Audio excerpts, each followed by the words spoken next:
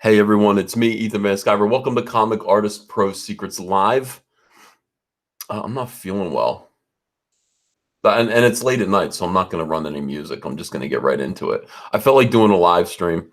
It feels weird to not do a live stream at night. I thought I would do one, even though I'm sick. Can you hear it? People saw my video today, and they were like, Ethan, you sound sick. What's wrong with your voice? That's correct. That is the correct conclusion to jump to. I am not feeling well. Woke up like sore throat. What else was wrong with me? Yeah, just kind of congested and achy, headache, body aches. I slept most of the day. I managed to get up and make a couple of videos. I did a little bit of drawing. Andrea was like, you can't do that. You can't just sleep all day. I'm like, you're going to get it too. You're going to get this same illness, and then I'm going to watch the kids. Hi, everyone. Tex Truman. Hey, level 3. Hey, Justin Kelly. Hey, all of you guys. Thank you so much. Mistletoe. Look at all of the green names. I really appreciate you guys. Thank you. Channel memberships are up. Fantastic. Absolutely fantastic. I was thinking about changing things around. I don't know if you guys saw this. I was talking about this today. We're trying to decide which kind of tokens, like which kind of little badges that you should get if you are part of, if you join the channel. And all you really have to do to join the channel is just click the little button that's next to the subscribe button on the screen there. It costs you $5 a month. You're going to get some special privileges. Your name is going to turn green. You're going to get a new badge. I think the badges change like this. It's like when you join, you get a badge. If you stay for a month, you get a new badge. You stay for 2 months, you get a new badge, and they keep getting cooler and cooler. And if you stay for 6 months, you get a new badge. A year, 2 years, I don't know where it goes from there. But really, it just shows people seniority and the fact that you are supporting this channel, which I definitely appreciate. It's a good way to fight back against YouTube demonetizing channels that lean to the right. Would you say that I lean to the right? Yeah, I would say that I probably do. And so, a lot of my videos get demonetized quickly. Now, here's the thing. Right now, the initiation badge that you guys are getting looks like, it's the Laughing Man. It's the Laughing Man. Well, I made this one. I made this one now. It's the Soy Boy badge. Now, initially, I thought, well, the Soy Boy badge should be month 2. But somebody else pointed out that no, Soy Boy should be initiation. It should be the first badge. And then you graduate into better and better things, because Soy Boy is the worst thing. Like Soy Boy is like, ground zero. It's ground level. So like I said, this is the famous Soy Boy sketch. Of course, every single Soy Boy looks just like this. I don't know why it's like this, but every single Soy Boy looks like this. We've pointed that out. We've created this icon. This icon has spread all over the place. It's been in, Paul Joseph Watson's video. It's been, people talk about this. People point out this Soy Boy thing. I think we're going to make a t-shirt of it, by the way. I want to make a t-shirt that says, Soy Boy, why do they all look like this? Or why do you all look like this? I don't know if it should be they or you. Why do you all look like this? Soy Boys, why do you all look like this? And make this on a t-shirt. And I think it would sell a lot. I think people would want to wear this logo on a t-shirt. Thanks, Al M, for $2. Appreciate you. Look at all the new members pouring in. That is awesome. So the question for you guys is this. Do you think the Soy Boy should be the first badge? Because I can switch them around. Do you think the Soy Boy should be the first badge? Or do you think it should be what we have right now? I'm not sure. You guys tell me. Also, if you guys put frog pie in the chat, those of you who are members, you're going to see that you have your very first official emoji. Yeah, people would rather be Soy Boy. Let me see. Victor 20, thanks for $1. Mighty Thor, thanks for $1. Soy Boy should be first, right? Yeah. Can we get a badge that trolls Mike? Almost certainly. I'm gonna do all kinds of stuff like that. Soy Boy, please. Well, we can do that. Yeah. So if you put in frog pie, that's your first emoji. It's a frog on a pie. We're gonna be doing a bunch more.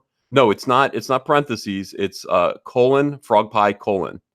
And then you guys, all of you who are members, you're gonna get these official emojis, and I'm gonna do a bunch of them. I'm gonna do a roundhead Ryan Johnson one. I will do. I don't know. I mean, I'll do a bunch of different ones. It'll be fun. Wannabe Comic Artist says, wait, how do you get this? It's easy. You just join the channel. Right next to your right next to the subscribe button on your screen, there should be a little thing that says join. You join the channel, and it's basically like you know, you're promising to give me a $5 super chat every month. Most people who super chat me kind of give me $5 a show anyway. So this is just $5 a month, and your name gets turns green, and you get all of these badges and all of this interesting stuff. So you know, it's easy. All right, thank you very much, everyone. Figs Matter with your boy Cecil says, "Hi, Mike. Did you hear about Japan?" Yeah. So we got into a thing last night with Mike and Japanese culture, like you know the prawn culture of Japan. Mike didn't like it. He left. I mean, I don't know what I said that was wrong, but I found an article with the top 10 most perverted things about Japanese, that kind of culture, adult entertainment culture. And Mike left. He actually left.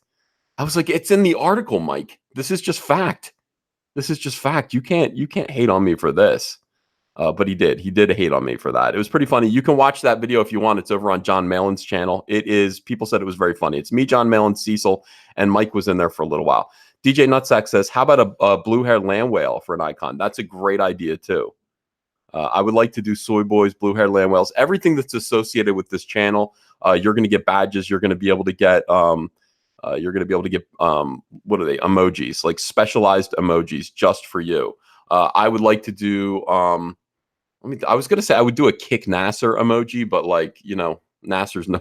I don't know if Nasser's ever coming back on this channel. That video, by the way, the video I changed the title to "The Passion of Nasser Rabadi." It's when John Malin crucifies him live on the air. Brutal, absolutely brutal. And I am still receiving. I wasn't expecting this.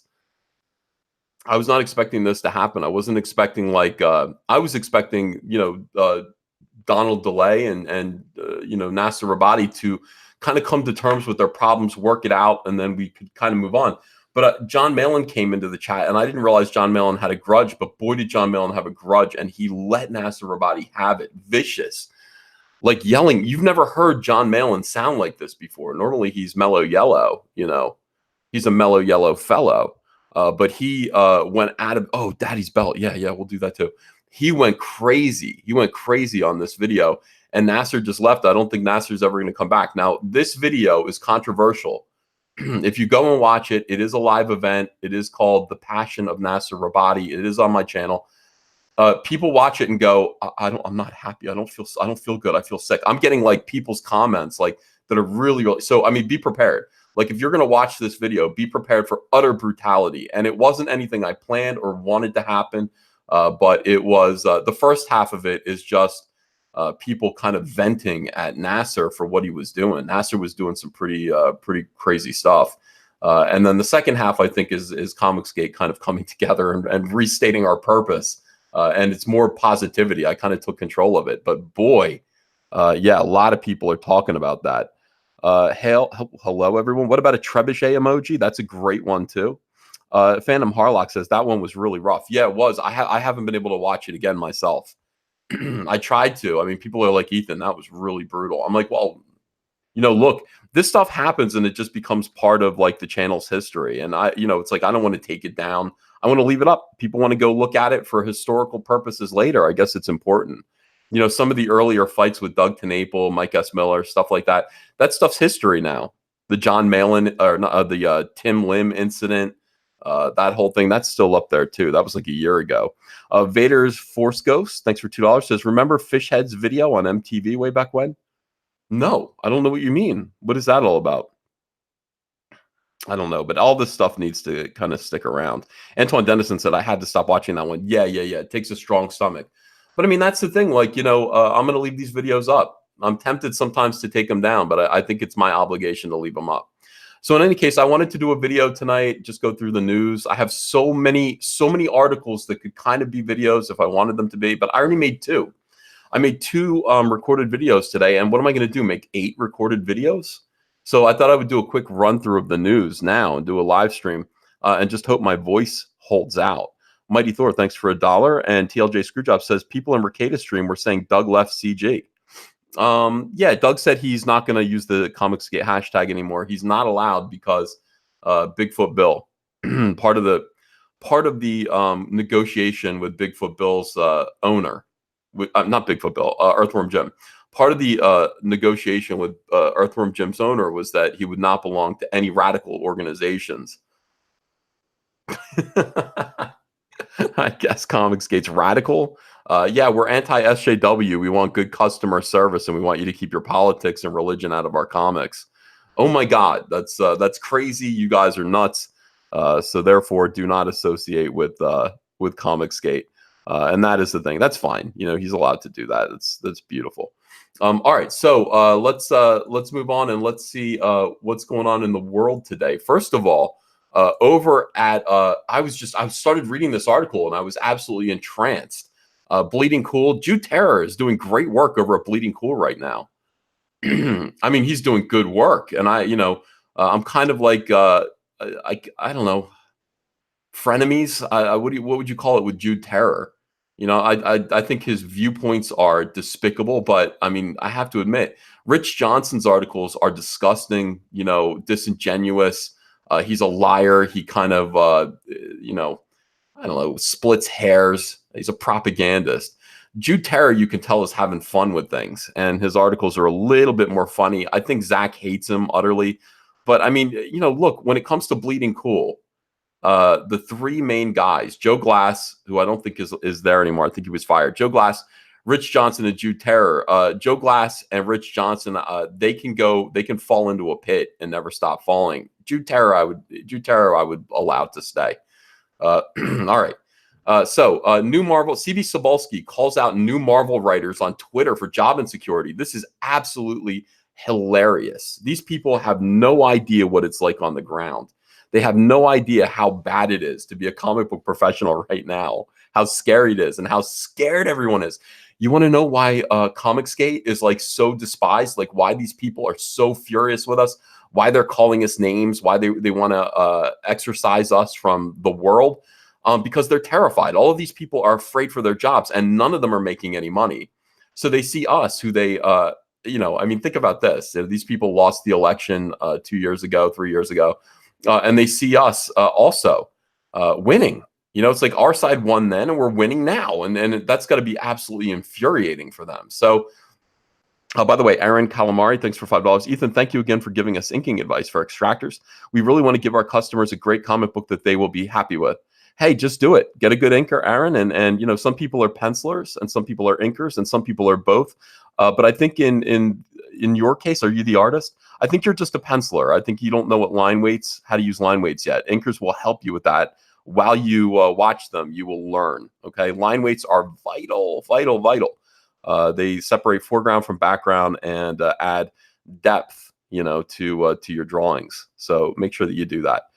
Kevin Yamasaki says, "You are the coolest old dude."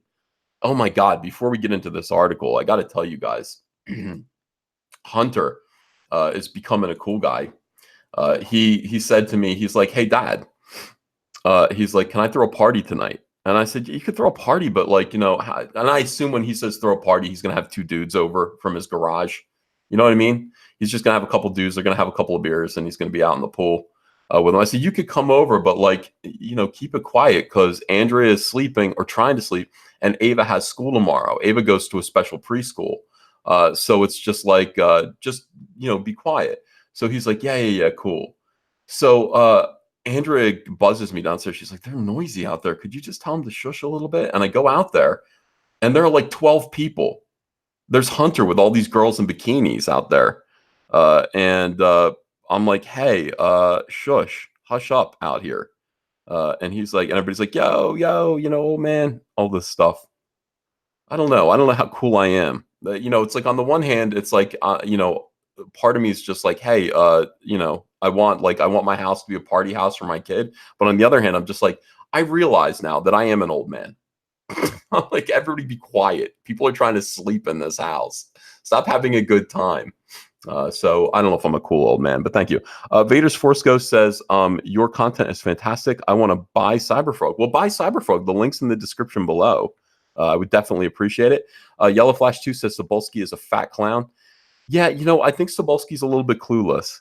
Mikey G says, Ethan, EVS, thanks to your videos, my baby instantly chills out and goes to sleep. To Hello by Ice Cube. That's funny. Good. Yeah. Yeah. Hunter's out there. Hunter's got girls, man. He's got, it's like that song I played. Hunter's like a mama bird. He's got a lot of chicks. And that is fine. Yeah. Get out of my yard. Well, I told him, I was like, look, no glass outside. Everything has to be plastic. You guys have to shut up. Make sure that you clean up. I don't want to hear noise. You can hear everything in this house. It's just everything projects. I'm all the way down in the basement, and sometimes if I get too loud, Andrew is like, I can hear you all the way up, 3 stories up in the bedroom. So it's something else. John Whalen says, "Get your fat ass back into that house, old man." Well, I think that's the attitude. That's inevitable. That's healthy. All right, so CB Sobolski calls out new Marvel writers on Twitter for job insecurity. Now, this is how silly CB is, because it's not like he has anything better or has any better venue to offer this sort of criticism or anything. Marvel editor-in-chief CB Sobolski took to Twitter on Saturday to call out, quote, a lot of new writers for trying to cram too much story into their comics due to not knowing, quote, how long it will last. Oh, you don't say. God, this is funny. This is so funny. Matt Becker says you should do a cranked Louie and do a cannonball. You should have cranked Louie and yeah. Be like a 19, like I'm reliving the 1980s in my youth, CB Sobolski says, I find, Kurt Busiek says first, Kurt Busiek resists. Kurt Busiek, you can't, the only thing that you, I'm not going to make a resisting pie because that's hypocritical. I would have said, like, you can't even resist some pie, but neither can I, so to be fair, there was a pie in the house 2 days ago and it disappeared. And Andrew's like, did you do it? I said, I'm telling you, stop leaving pies here. Don't get pies. I will eat them. I'm telling you now, I practice self-control at the supermarket so I don't have to practice self-control at home. I don't know why that's so hard to understand. You leave pies in here, I'm going to eat them. Just throw them away. So in any case, looking over my early Avengers run, I think the biggest flaw was that I tried to do too much at once, like a kid at the buffet. Loading his plate, not a kid, like you at the buffet, loading his plate with too many goodies. George made it easy to do because he was so good at cramming stuff into a page, and he still made it look great. Yes, George Perez. It's the great George Perez. And CB Sobolski says, he answers this. Why are you answering Kurt Busiek? Yellowflash 2 says he's resisting comic sales. Yeah, I know. He resists. Yeah, I resist the Trump. How can you be this old and this stupid? Like, this is a college student thing. Resisting the president of the United States? What do you mean you resist it? Trump is irresistible. How do you resist Trump? And why are you like a 70-year-old man and you're buying into all of this, like, college student gibberish? Why? I mean, why? Somebody sees this and goes, I'm not going to buy your book. When they see this, they go, I'm not going to buy your book. Just F you. Just F you and your resists. Just F you. You had 8 years. You idiots had 8 years with Obama. You had 8 years. It's not your turn anymore. It's not your turn. Your turn is over. Wait your turn if it ever comes back. That's just ridiculous. Jeff Meyer says, at this point, Marvel is sadly in need of a complete reboot. Maybe Mephisto via One More Day's Foot in the Door or The Beyonder. Damage is too much. Yeah, you got to fix it. You got to fix it. All right, so CB Sobolski answers why. He goes, I find a lot of new writers continue to do this today. They get a gig at Marvel DC. Finally, they get to play with their childhood heroes. Don't know how long it will last, so try to squeeze in every story they've ever had in their head in multiple subplots over a couple issues. Dancing Mike says he resists finishing Creature of the Night. Yeah. Everyone's resisting. This tweet earned some clapback in the replies for several reasons, including people pointing out that writers are correct to fear new Marvel won't last long due to the company's propensity for canceling titles in 10 issues. Stop creating stupid SJW shit, and then it won't be canceled. How hard is that? How hard is it to stop making SJW shit? Stop trying to sell things that people don't want to buy to a dwindling audience who's rejecting you. Stop it. They don't want this garbage. They don't want it. If you just start thinking in terms of, how can I entertain people? How can I entertain people? You're going to do better. Hey, Zach. Zach, you want to come on? Let me know if you want to come on, pal. I'll send you the link. You're going to do better. Okay? Simple as that. But this is the thing. This is correct. And people are just like, well, what do you expect? You cancel everything. And these people are all like, this is a human centipede of just dumbassedness. Yeah. Marvel won't last long due to the company's propensity for canceling titles in 10 issues before they've had a chance to find a proper footing. That's not how it works. That's not how it works, dude. It's not about finding a proper footing. The first issue is your big chance. It's your shot on the stage. If your first issue fails, if your first issue flops, it's over. It's over. It's not, you have to understand those are the rules of the game. How many $5 do you think people are going to invest in you finding your footing? How many $5 are they expected to invest in that? Looks like Zach wants in. I'm going to send him the link. Hold on a second. This will be fun. Zach's back from his vacation. A lot of people said, hey, I miss Zach. And I think he's sick too. I was listening to one of his videos. He was describing his symptoms, and they're exactly like my symptoms. It's like, damn it. It's awful. Let me sign in. Zach, your link is forthcoming. Yeah, this is the kind of topic Zach likes.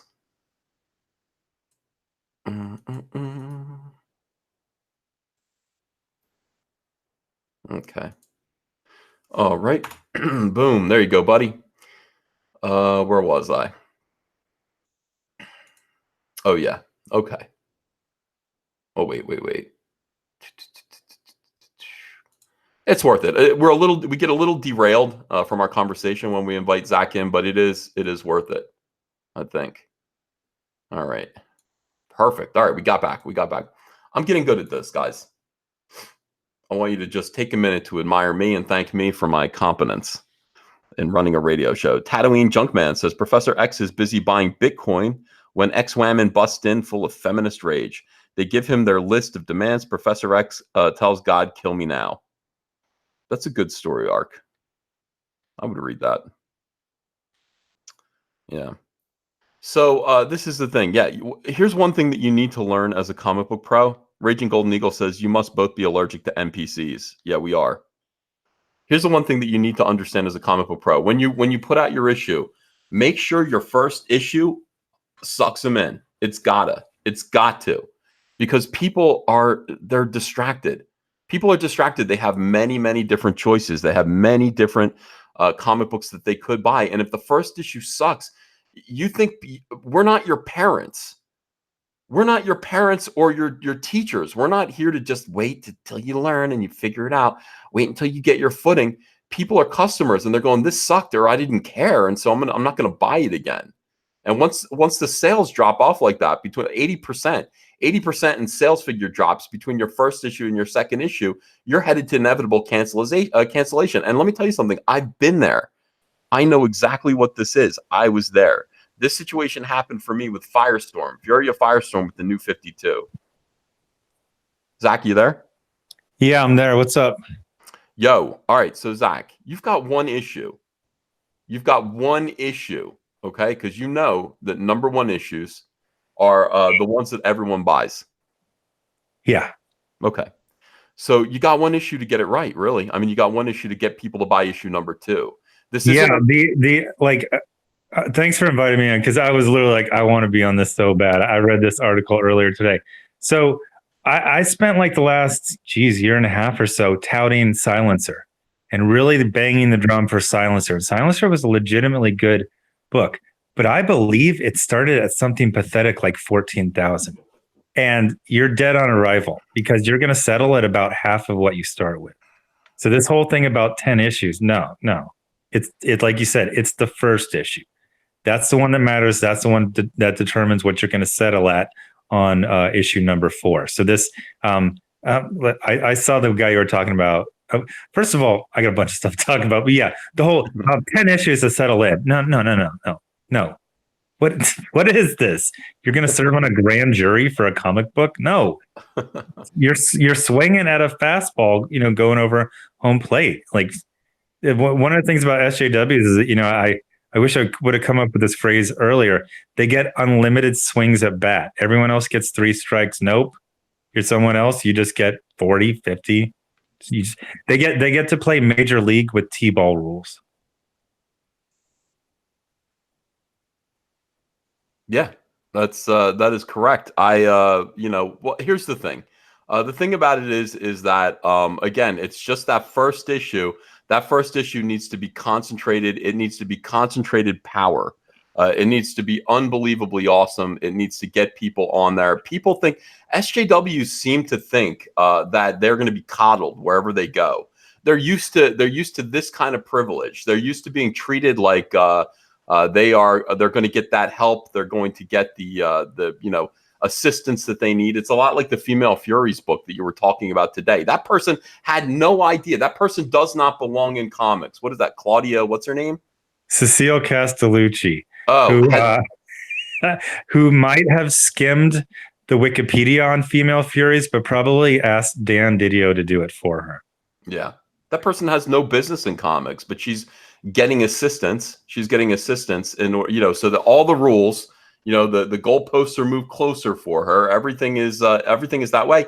And then once you get out there into the real world, you're just expecting that. These people are just expecting to hit home runs all the time, or they're expecting for everyone to just wait patiently for them to kind of catch up when you need to hit a home run right away. You need to hit a home run right out of the gate. So let's look at this article a little bit more. This is great. This is excellent.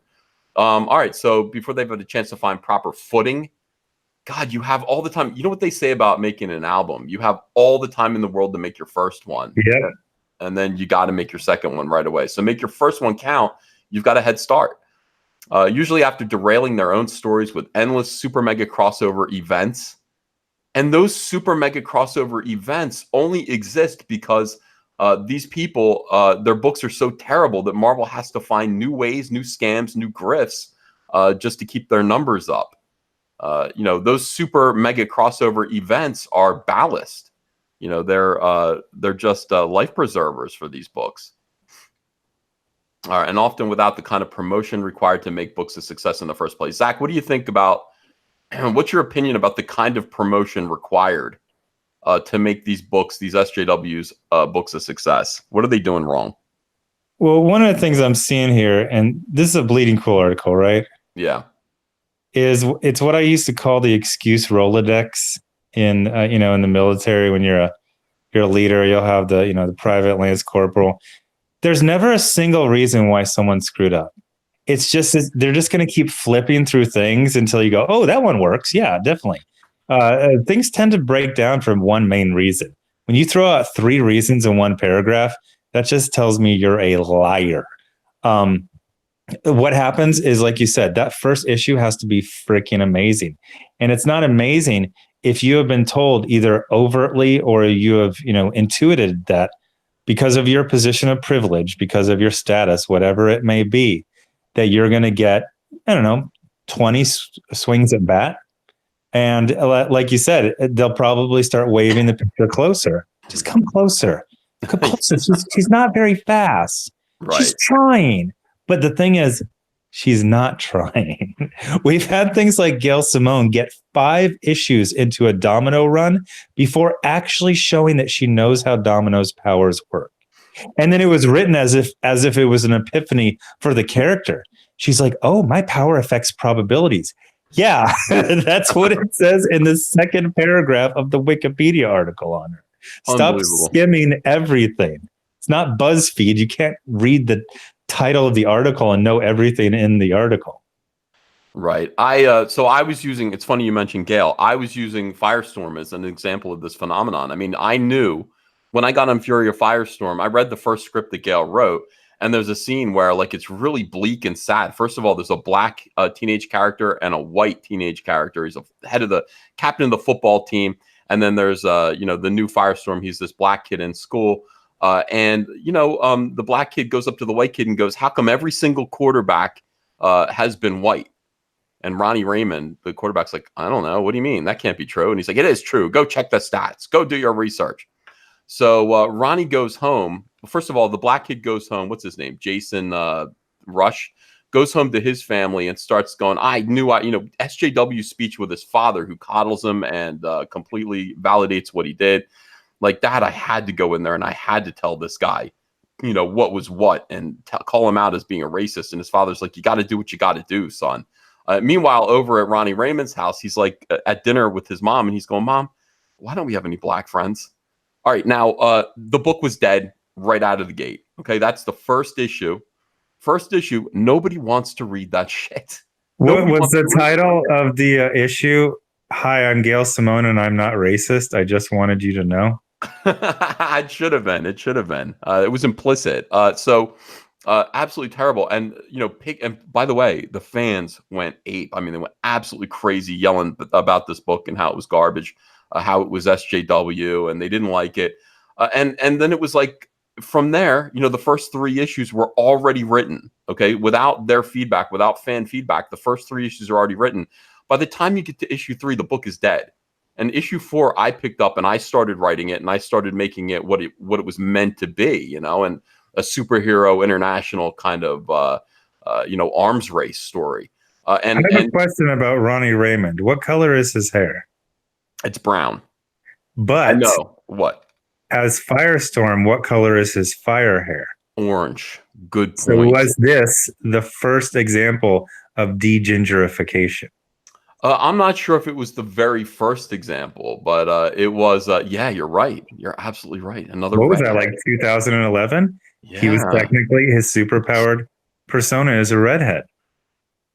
I got to think about that. That is shocking. That is shocking. He was a ginger in a way, wasn't he, with his fiery hair? So. Yeah. Good point. I don't know what's going on with this. It is a conspiracy, but the book never recovered from that. It is and I knew it when it was happening. I was like, this is it. Like, you can try to pull this out. I mean, everybody was saying, yeah, the book's getting better and better. The fans had bled off. They weren't interested anymore, and it was only going to get worse. It wasn't going to get better. So that was the situation. And it's funny. CB Cebulski, what he's saying here is perfectly wise. This is true. This is good advice for the 1990s comic book industry.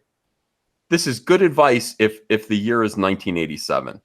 Yeah. This is terrible advice for the year 2019, in which people like you and your predecessor have allowed the comic book industry to be taken over by zealots, political zealots, who see the comic book industry as nothing more than a means to get out their SJW fury and to tell everybody that they're wrong and racist and sexist and all their superhero books. This is bad advice. These books are going to get canceled one way or the other. So CB Cebulski, again, Herb Busick resists, dude. The button on the front of his jeans resist. It's like all of his buttons resist. Will Piner says it's almost like people cancel books way too early and they don't get the opportunity to tell stories or something. Now, you often talk about the physical similarities of Soy Boys and SJWs. I believe I focus more on the statements they make, because this is what is this tone? Who talks like this? A sarcastic little 13-year-old girl. It's almost like people cancel, but like maybe in your head it sounds good. I tell this story all the time about my buddy who's into all these conspiracy theories. Sometimes I'll ask just because I'm bored, and then he'll get like 2 sentences into explaining them, and then he'll start laughing. And I go, "What? You like this stuff? You're into it?" He goes, "Yeah, but when I say it out loud, I hear how stupid it sounds." Like, I know in your head you think you're a Joss Whedon character, but can you imagine being like, it's almost like people can't, like, and you go, "Oh, geez, I sound like a complete twat." Yes, stuff that you read on Twitter. Yeah. I mean, Andrea always says this. She's like, say that out loud. So what you're saying is that this, and this. Now say that out loud and see if you don't make yourself laugh. And I love look at the or something at the end. Yeah, or something. God, you're like everybody's Disney XD. These are full-grown men. These are full-grown men who allegedly have genitals, penises. They have testosterone to some degree, coursing around in their bodies, and they're saying things like, "It's almost like people like cancel books way too early, and they don't get the opportunity to tell stories or something." F you, dude. F you. This is the world that you make.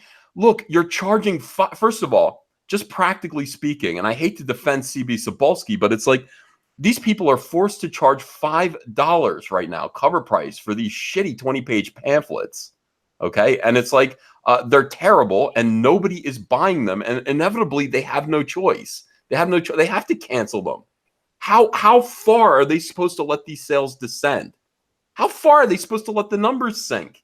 They let some of these get down to, I believe, 5,000 to 7,000 before they cancel them. Just I think this man was around 7,000. These assholes. Oh, I have a story to tell. So we all have to pay for you. Like, you know, there's no profit involved in this. There's no money. This is not a money-making enterprise. We all have to sit back so that you guys, and it's not like you're Chris Claremont. It's not like you're Neil Gaiman or Grant Morrison. Most of you suck. Most of these comics are terrible. Waste of time. We all have to sit there and just watch the sales get down to a baker's dozen copies sold. So that you can finish your story. I almost did it again, Zach. That word. You're fired up. I wasn't ready for this. That word's coming back. It's on the tip of my tongue. It's on the tip of my tongue. I won't say it though. I won't say it. I meant you. So, like you were saying, yes. You know, who's writing this article? Is it Jude Terra or Rich Jones? Yes, it's Jude Terra, and I know that you don't like Jude Terra, but I'm saying out of the three, the Holy Trinity. Yeah, I know what you're saying. Yeah. Okay. He's the closest to an actual writer, an actual journalist. But again, it's this little snotty tone. It's like, hey, we said that. Like, it almost doesn't need words. Tell me if this is annoying or if I'm actually making a good point. I'm going to say what they say without saying words. Isn't that basically everything they do?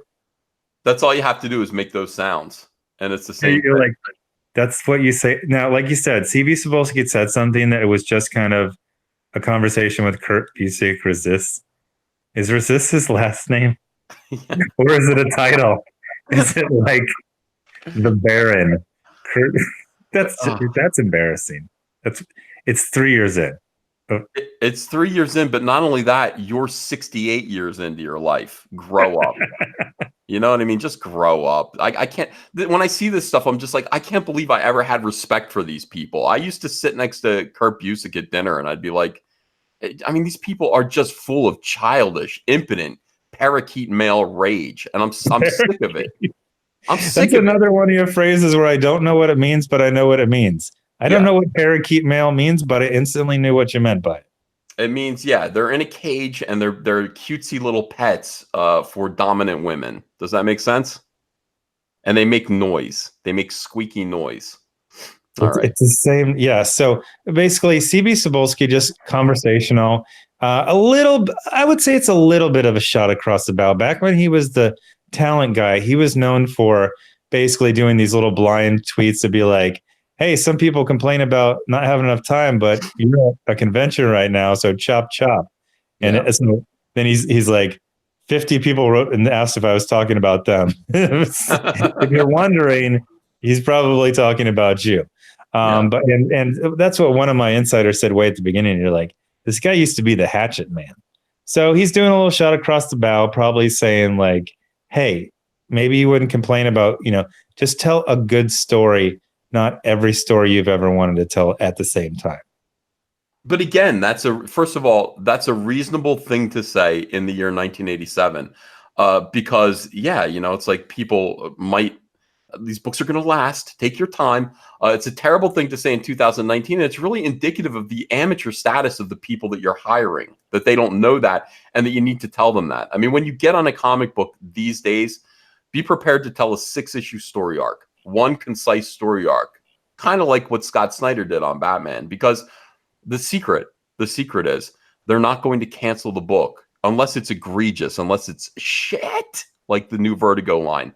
But for the most part, if they give you, say, we're looking at Hawkeye here, a Hawkeye series, you're going to get 6 issues. They're going to give it 6 issues because no matter how it sells, those 6 issues are enough to make one trade paperback that'll make their money back. Maybe. So bear that in mind. Plan to be there for 6 issues. Write a really, really excellent, the ultimate Hawkeye 6-issue story, Hawkeye the movie. and you should be okay. Yeah. And that is the tip. You know, the fact that these people don't know that, don't understand that, is part of the problem. It's like, how long are we going to be here? I don't know. 6 issues. By the way, speaking about Vertigo, did you hear what happened 3 years after, or 3 days after everyone agreed that, oh yeah, the imprint was just confusing and, you know, brand clarity and this type of thing. Then like 2 or 3 days later, DC announced his new imprint for Joe Hill. And nobody said anything. Yeah. Oh, I thought it was about imprints being confusing. They don't like imprints. Yeah, imprints are confusing. The new boss, she doesn't like imprints. It's just an imprint thing. You understand. Joe Hill has a new imprint. Yeah. Yeah. Of course. By the way, thank you. Welcome, new member, Agent Jeremy. Appreciate that. Zach, I just started doing this. I'm adding memberships to my channel. YouTube I peeked in on one I think yesterday, and it's kind of cool because when people join during the live stream, it like welcomes them there. You get welcomed. Your name turns green. You get a little badge next to your name, and there you go. You begin to have status on the channel. Like the longer you stay, you get different badges that denote how long you've been here. A lot of people say, I've been with your channel since way back when you were sketching Batman for people. And it's like, well, wouldn't it be nice if you had a badge that says, I've been here for a year and a half. I'm a loyal viewer. Well, now you can have that. So this is a pretty cool thing. If you guys, I know more people are popping in here now that Zach's here. If you guys want to join the channel, right next to the subscribe button, it costs Zach, it's only $5 a month. It's like a single super chat. So hit that join button and welcome aboard. I'm going to have new badges for every time period that YouTube lets me have them. It should be fun. All right. So right here, James haunts the moors. What is this? Why does everybody have names like this? Why does SJWs do this, by the way? They always change their names to something clever. Like, there are so many different ways to tell. People go, how do you know someone's an SJW? There are so many ways. And every year around Christmas, they got to do the thing from The Simpsons from like 1990. Your name would be like Ethan Boo-Scarer. Yeah, that's Halloween. They do the Halloween thing all the time. Every year. They all change their names to horror things. You're already terrifying, horrible people. You know, it's like I'd be Ethan Vampire. Okay. Yeah, 50 times better than what I just came up. Yeah, and then it's funny. All right, so even discounting the constant relaunch and crossover interruption, I do drop comics because of crossovers and they kill a run's reread value. I actually prefer fast, dense comics with multiple interwoven plot lines. That's not what he's saying. And, he's saying that people are trying to cram too much stuff in there. They want to cram every story that they ever had into 3 issues. I think he's very specifically, CB Cebulski is very specifically talking about Cena Grace. Oh, really? You think so? Cena Grace's thing, and this is really, really weird. Me, just some guy, Mim Hedrum, we all pointed out, he actually could write a good superhero comic. He was also trying to do Gay Man's first cherry lipstick. Like that would be, a whole subplot. Then he wanted to throw in random guest stars because I guess, I think that was a very specific shot across the bow for Cena Grace because Cena Grace had the big, spills tea Tumblr post last week. Yeah. And by the way, and that was a lot of fun. I really enjoyed that. Somebody made a mashup of both of our videos on that topic. Cool. Yeah. That was a fun one. Here's the deal. Cena Grace, this is what gets so weird and tragic. So SJWs create an atmosphere where you say, if you want to write gay Iceman, you need to be a gay man. The thing is, Cena Grace was actually not good at writing Iceman. He was quite good at writing Storm and Bishop. But following the laws that he promulgates, he cannot write Bishop and Storm in their own book or spin-off series or whatever. Yeah, if only he was gay and black, then he could, and the characters would become gay. So that would be good. More diversity is better, Zach.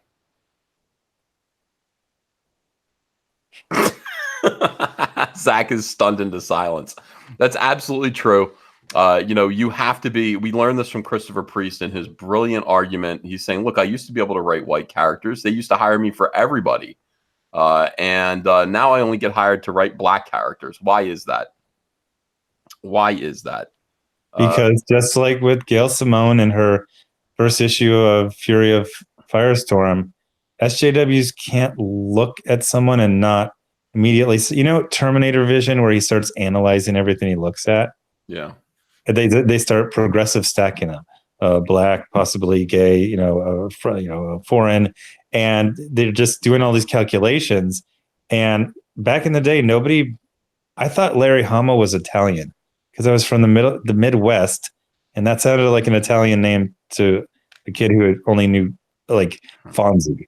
You know what I mean? Yeah. So I don't know. James Owsley, which was what his name back then, was black, and he was actually kind of like I don't know if I'd call him like the Warren Ellis, but he was kind of like that good writer before it became a big deal. I might not be explaining this, but he did Spider-Man Wolverine, which was one of the first big hits.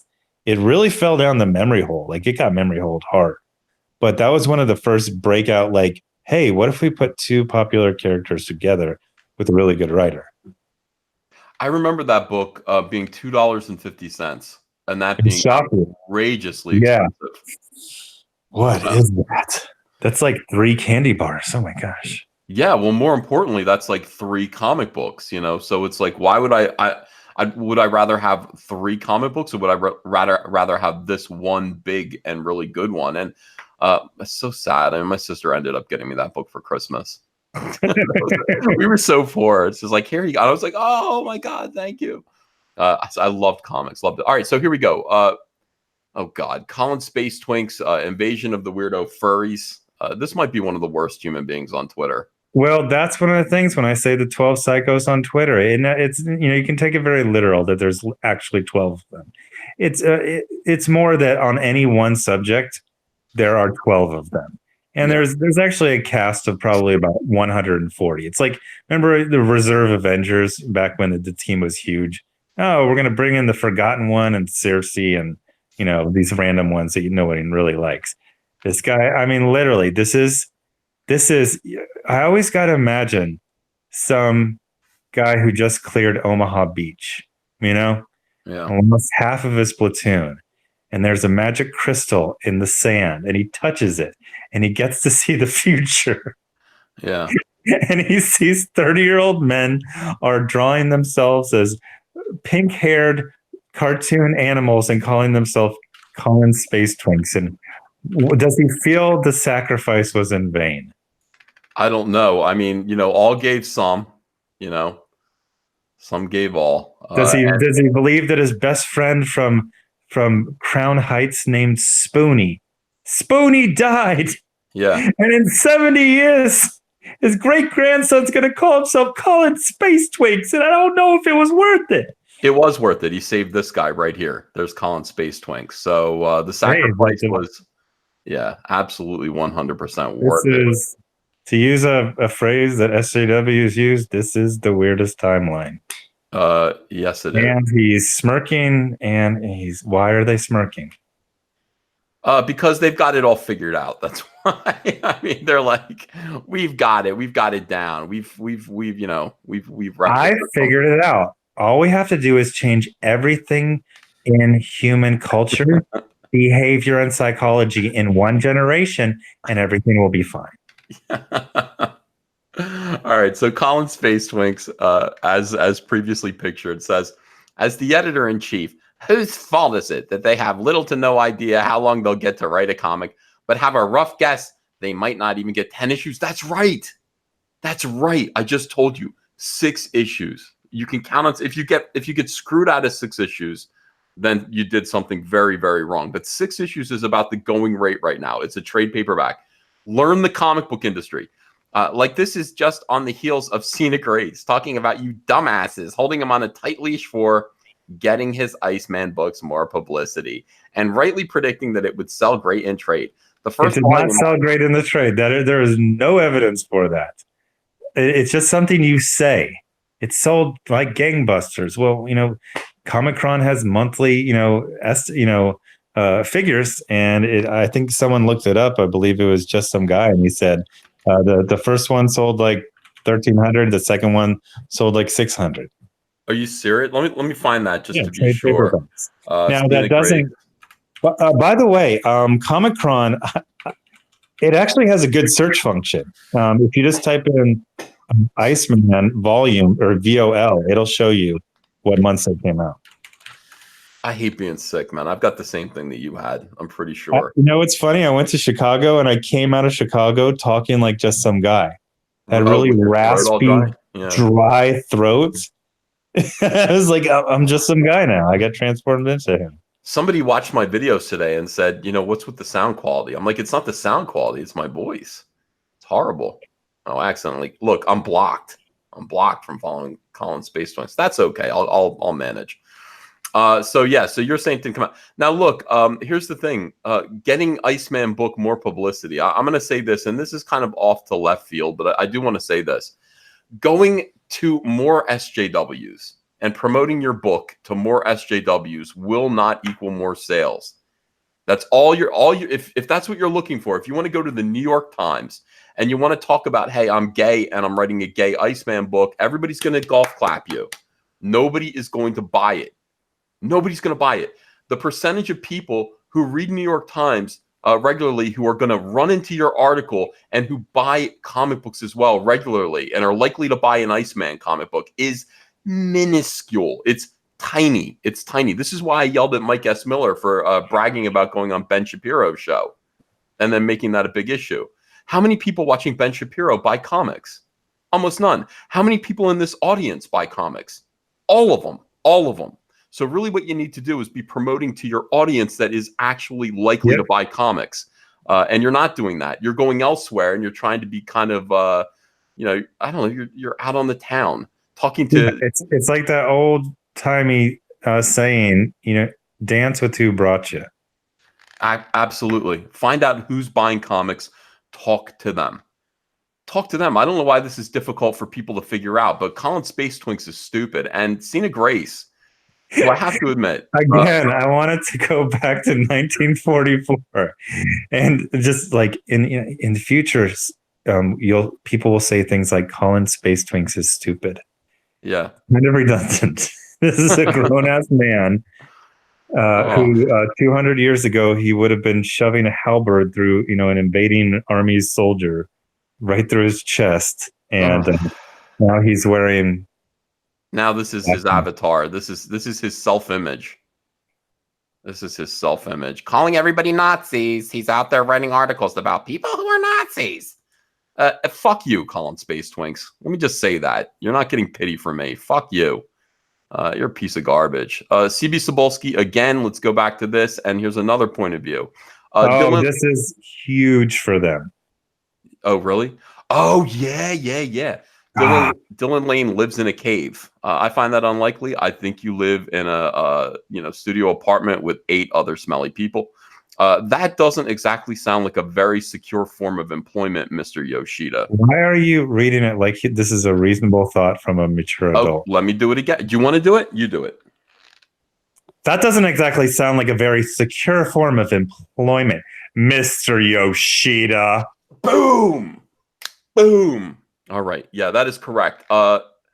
Again, this is this the unionized comics delegate right here? Like, what is this here? Oh yeah, you're right. It is a little subtle call out to unionization, but the main thing I see is Mr. Yoshida. This was the first thing. SJWs. There's only one commonality. Again, I don't really understand this anime gate, but I hear people. Oh, this person said this, and it's always about destroying people. But you do it with sanctimony. Oh, I'm fighting Nazis, but then you're being cutesy about it. Mm-hmm. Which tells me this is just something you do for fun. Mr. Yoshida, it's nothing wrong. He used a pen name. He's a weeb. Weeb means you're into Japanese culture. This guy literally lived in Japan. He speaks Japanese. He's a big fat nerd who likes Japanese culture. So he used a pen name, and he decided, I'm writing manga or pseudo manga. I'm going to use a Japanese pen name. This is something that's been done for centuries. You just, a pen name is whatever you want it to be. It can be different gender, it can be different nationality, but this was somehow it's one of those, oh, it's a different race. That's cultural appropriation. No, shut up. No, there was not some like grand Japanese writer who was going to be sailed across the seas to write this. No, it was this trash, like 6-month attempt at doing shitty American versions of manga. And they were going to hire, what nerd in the office knows about manga? Oh, freaking Sobolski knows about it. He's like the talent guy. The talent guy can't write. It's kind of sketchy. Use a pen name. Okay, what are you? Johnny Cowboy, man. Oh, I'm Akira Yoshida. And they act like this is an actual crime, like it's actually offensive. But then they do the cutesy tone, which means it's not offensive. So it's not offensive. He's accusing him of fraud. He's basically saying, we've got your number. We see what you're about. You're not giving us secure. Comics is not a secure form of employment, you dummies. It's not even a form of employment. It's self-employment. There is no one who's employed in comics except for, the people who are actually running Marvel Comics. Everyone is a freelancer. Some freelancers get contracts when they're really, really, really good, and companies actually want to just secure their freelance, activities just for themselves. If somebody only wants Greg Capullo, and everybody wants Greg Capullo, there's going to be a fight for him. So it's a bidding war. And Greg Capullo is going to agree to work for only one company, whoever pays him the most. Everyone else is on their own. It is a meritocracy. It's all about you and how good you are and how well you can sell comic books. There is no security in this business. Zero security. You're either making money selling comic books or you're out on your ass. Period. Okay? And calling him Mr. Yoshida. I mean, it's just like there's like you're a fraud. People doing that, like they can't stop bringing it up. Yeah, everyone's so dumb. As well as for Sobolski's own past history of writing for Marvel Comics under the pseudonym Akira Yoshida. We all know the name's pretty funny. All right, so let's keep roasting him with these weirdos. You have a problem with how the new writers behave? Maybe they should write for Japanese characters while pretending to be Japanese, and they'll be more up to snuff for you. Was that got him destroyed? Okay, all right. So again, let's remind him of his cultural appropriation. Stevie Sobolski walked into a volcano after reading that. There's more. Oh my God, this article's a gift. Oh my God. Can I get this one? Yeah, go ahead. Should folks start pretending to be a writer from another nationality to get an additional book to work out all their story ideas? Yes. Why do people have to tolerate this? Why do adults have to tolerate this harassment? Why do we have to tolerate being hectored and henpecked by these ninnies? Why does it have to happen? Why do SJWs have to exist? Why can't we just fire them off into space? Why do we have to share? Why did this guy type this? It's like all he did. Let's go back and look at it again. I mean, it's like, hey, CB Sobolski, this is dumb. You live in another decade, to be fair, but it's all of your faults. You're all eating each other up. I find a lot of new writers continue to do this today. They get a gig at Marvel or DC, finally get to play with their childhood heroes, don't know how long it will last, so try to squeeze in every story they've had in their head in multiple subplots over a couple issues. That's actually a reasonable thing to say. It's like, slow down, slow your roll, just one story at a time. You may or may not get to tell all the stories that you want to tell on this character, but don't try to do it all at once. He made a good point about Scott Snyder when he got on to Batman. He started with Court of Owls, which, what was it? It was only like 8 issues, right? Yeah. And it was, I kind of flamed out like in the last one. But it was a very strong you can describe that to like any random normie at the grocery store. Mm-hmm. Like people get, oh, that sounds cool. It's a focused, concentrated, good story. And in my opinion, Scott Snyder's lived off of that one good story for the next 7 years, whatever it's been. Yeah.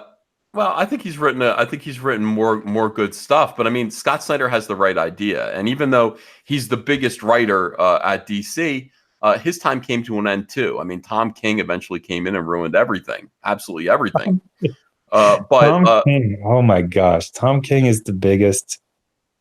It doesn't, like, remember when they came in, they're like, this guy's CIA. He's going to write these super badass stories. Cut to Batman. I'm just not happy. I just want to be happy. Like, that's literally Batman's whole motivation. Yeah. I want to be happy. Yeah, but you know what that is? Let me ask you a question. Like, don't you think like geeky little nerdies, little nerd boys are more likely to write badass Batman stories because they live more in their heads?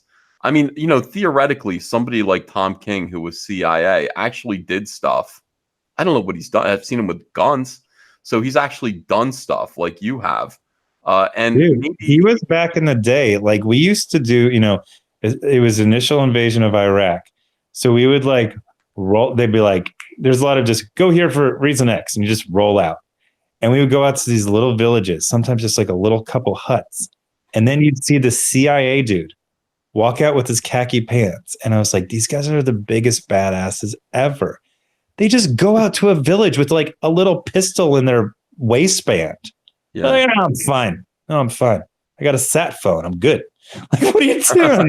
This is going to cut you up into a million pieces. But it almost never happened. Like, they just knew how to work it. I was like, these guys have balls. And then I just don't understand. Like, and he's even doing this interview at the end of the DC books. He's like, I had an idea. Would Batman choose happiness with Catwoman over his mission? I'm like, no, what? No, he wouldn't. He wouldn't ever do That's that. like saying to a, you know, back in the day when we had a manned space program and it was really hard and you'd wait like 5 years to get your space shuttle launch. It's like, hey, you're about to launch in the space shuttle. Yeah. But did you know that Cheez-Its are on sale at, you know, HEB? You're like, oh, yeah, okay. Somebody else take my spot.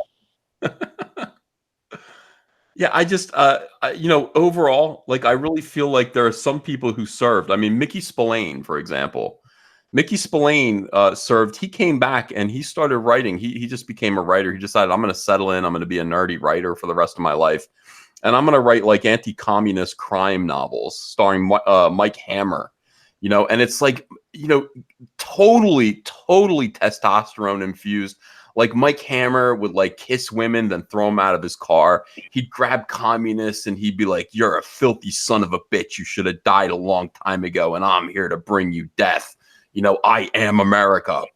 You know, that's badass shit for the 1950s. That's great, man. That's what people want.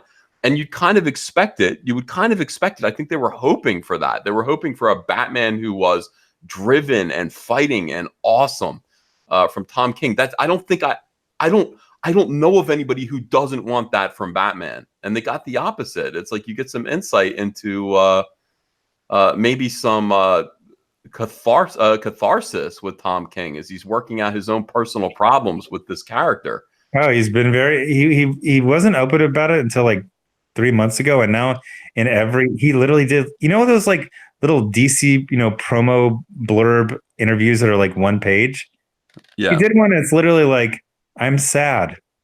I'm not sure why. I'm like, okay, this sounds like a fun comic. Like, what are you doing? Yeah. I don't want to know the Batman is sad. I don't think he is. I think he's too busy to be sad.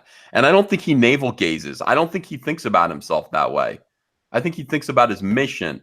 And I mean, it's Alfred who sits there and goes, take some time, Bruce. You got to get some rest. You got to, you know, hey, you got to have a personal life. You got to, and Bruce says, Alfred, no time for that. I got to fucking get in my Batmobile. I got to go stop Two-Face.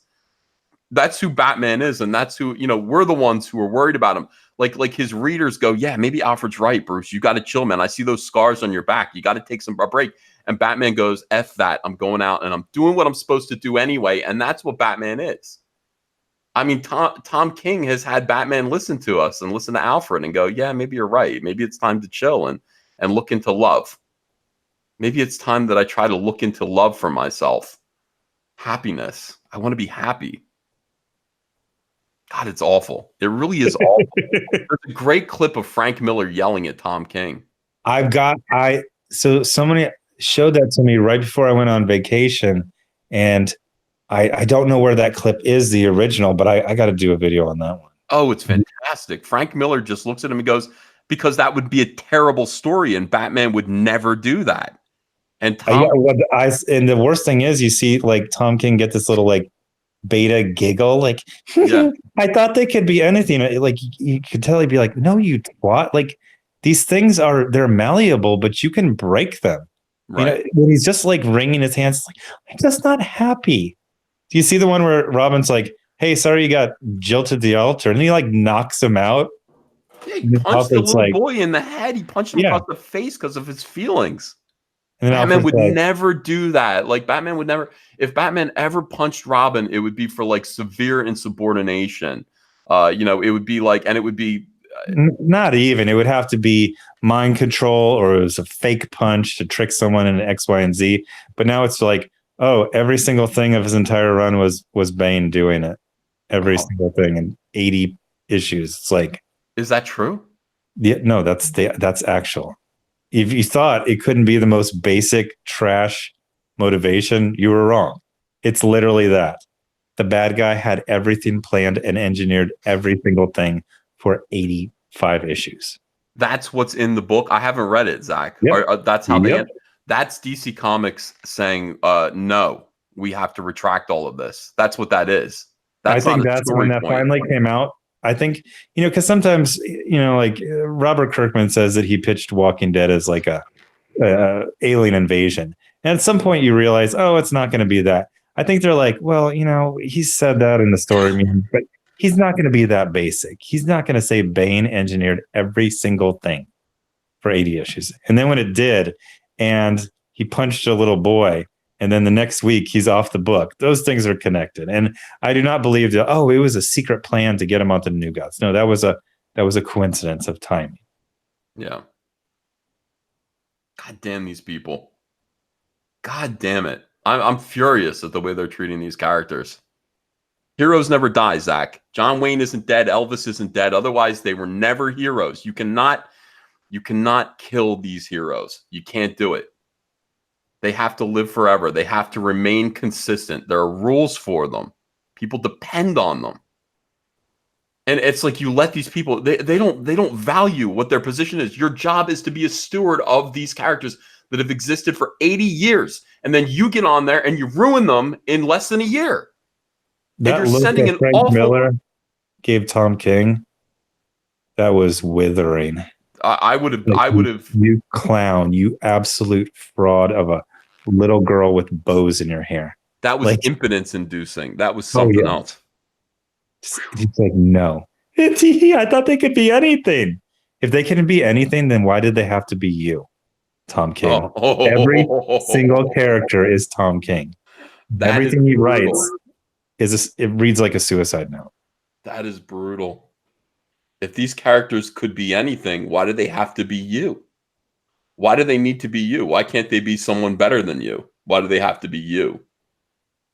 This started happening too in the 90s. Ron Mars started to write Green Lantern as himself, with all of the flaws. I mean, Hal Jordan's flaws. Then he just started to write Kyle Rayner as himself. All of these characters just started to become flawed, boring, pedestrian.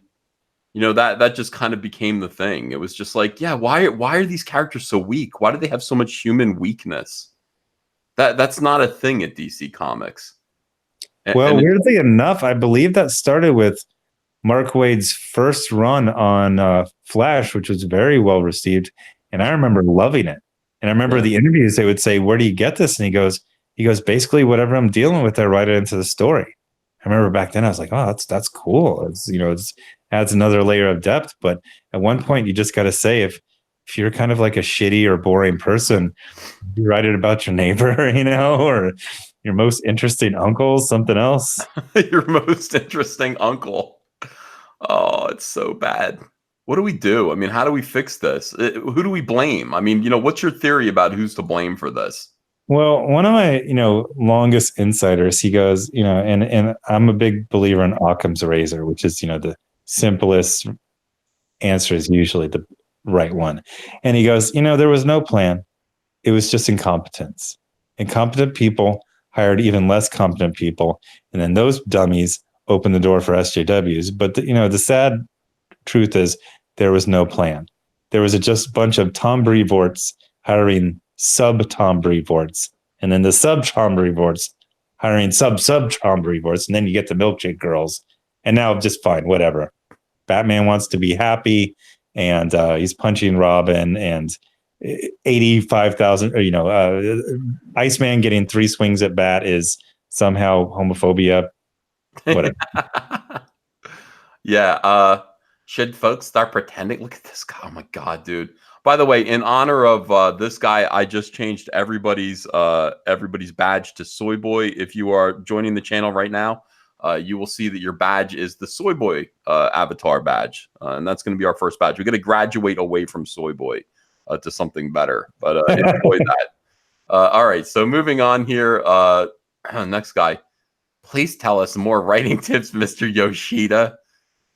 God, it's infuriating. The insolence. Is it insolence? What would you call this? Well, yeah, it's the condescension from the gutter. It's literally just someone, these people are losers, and a lot of them are mentally ill, and they just repeat things. 4 things, only 3 of them are true. Remember when they were all saying that a month ago? Yeah. This guy said Mr. Yoshida. I'm going to call him Mr. Yoshida too. It burns me up that, I don't even care. I'm just pretending. Please tell us more writing tips, Mr. Yoshida. This is the EIC of Marvel Comics, and I understand. I mean, there's no respect. That's the other thing that SJWs have. They have no respect at all for anyone. Like, they don't know their own station in life. That's a good point. I mean, yeah, it's just everything is just this teenagery, caustic, very effeminate. It's one of those real obvious things that are almost like too cliche to say. But there's this, Robert E. Howard quote. He's talking about, modern man is less civil than a barbarian because back then, you get your teeth knocked in, if you spouted out. Now I have to do the 5 exemptions that this is not a threat. It's not a vague threat. It's not a call to, it's just life in 2019. There's a bunch of punk asses who run their mouth all day long, and nothing will ever happen directly because of that. Dear YouTube, this live stream, I heard a call to violence. And when he said it wasn't a call to violence, that was an alt-right dog whistle. Yeah, I have to say, Hunter threw a party today. I was telling people at the beginning of the show, Hunter had like 11 or 12, some girls out there too. He's doing all right, my kid. I'm proud of him. But when I went out there to say hello, everybody, and kind of lay down the rules, they said, "Hello, Mr. Van Skyver. How are you? Your house is beautiful." And I went, "All right, good kids, good kids. That's what you do." I don't feel like Mr. Van Skyver, but you better believe it. If you're 20 years old and I'm 44 and you're in my home, you better call me Mr. Van Skyver. I can't picture SJWs being that way. That's they have zero respect. This is the guy who's working hard to get. Listen, CB Cebulski is a clown. There's no doubt about it. But he is running Marvel Comics, and you can call him Mr. Cebulski. You don't need to do this. You can call him Mr. Cebulski. What he actually said to you was genuine. His advice was genuine. All right. Also, a combination of the two. What I want to know what side Jude Terror is on in this. Is Jude Terror? Does Jude Terror support these people clowning on CB, or what is this article? What do you think? What's his point of view? He seems to me kind of like a Joker, like a Christopher Nolan Joker, like just the world, just let the world burn type guy. Yeah, I think you're right. Because he will say things that show that an actual understanding of the industry, but it just all has to be this teenagery sarcasm. Like oh, he did it once. Oh, his propensity for doing this. What, a propensity? He did it once 10 years ago? Right. Chris Bullock here. Probably because y'all, and this is y'all. Y'all is another thing. Y'all, folks. Yeah. What's another one that they do? Yikes. Y'all, my dude. Oh, God. My dude. I can't stand these people. I hear their voices in my head when I read. I want them all to go away. I don't know what this is. I don't think it's generational because it's not like this is young people talk. If this were young folk talk, this is the way millennials talk. It would be one thing. I'd be like, well, I'm getting old and I'm not hip. Young people don't talk like this. This is how 40-year-olds talk. SJWs. It's SJW speak no matter how old you are. If you're 68, because do you think for a second Kurt Busiek wouldn't say my dude or wouldn't say y'all? Of course he would. They all talk like this. They all pick this up. This is why they're called NPCs. They all gravitate towards this and they go, this is how we're supposed to talk to be the most snarky, annoying assholes possible. Gotcha. You know, programming updated. Oh my gosh. I just saw the last. Whose turn is this one? Go ahead, you do it. Or do you want to do the last one? It almost feels like you remember in school where they'd be like, everyone one sentence? Mm-hmm. Because the dumb kid would get stuck on like the word labyrinthine. Yeah. Oh geez. Bo's having problems saying labyrinthine. Just remember the dumb kids would always say that one. They'd point at the word and say that one. So yeah.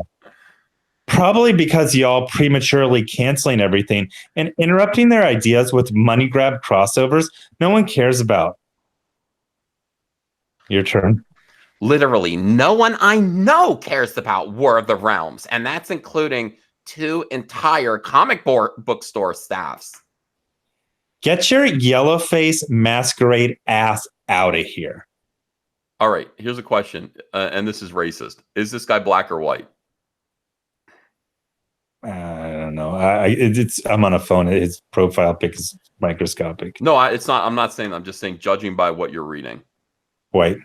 Like the pros here. 43-year-old fat white goatee. Get your yellow face masquerade ass out of here. Get your ass out of here.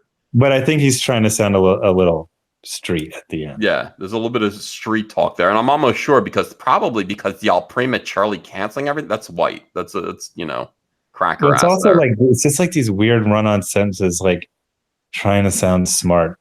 But again, this is that thing where if you said it out loud, get your yellow face mat. Oh God, that's so painful.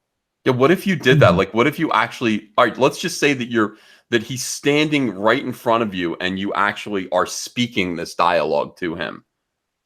Probably because y'all prematurely canceling everything and interrupting their ideas with money grab crossovers. By the way, just do a quick little bit. It takes forever. The thing is, I don't think anyone would get angry. You just you'd start saying like, okay, I need paper towels, cream cheese, like in your head. Making a you just be like list. Planning what you need at the grocery store. Yeah. This is also one of those things that they go, I'm gonna destroy him with this tweet. And so it's like you start out with the basic framework of the insulting tweet, and then you add adjectives. Money grab, crossovers. Okay, so interrupting their ideas with crossovers, that's not good enough. All right, insert money grab crossovers. Which, by the way, annoys no one cares about. Literally no one cares about. 2 entire store staffs. Who goes to 2 stores like equally and knows even before things got all crazy? I don't know. People don't really. Who talks to the staff? I know like maybe like 5% of people treat it as like a hangout, but don't you just go in, buy it, find everything? Yeah, they act like they have relationships with the comic book store staff. Now, when I go into a comic book store, Zach, you wouldn't believe it.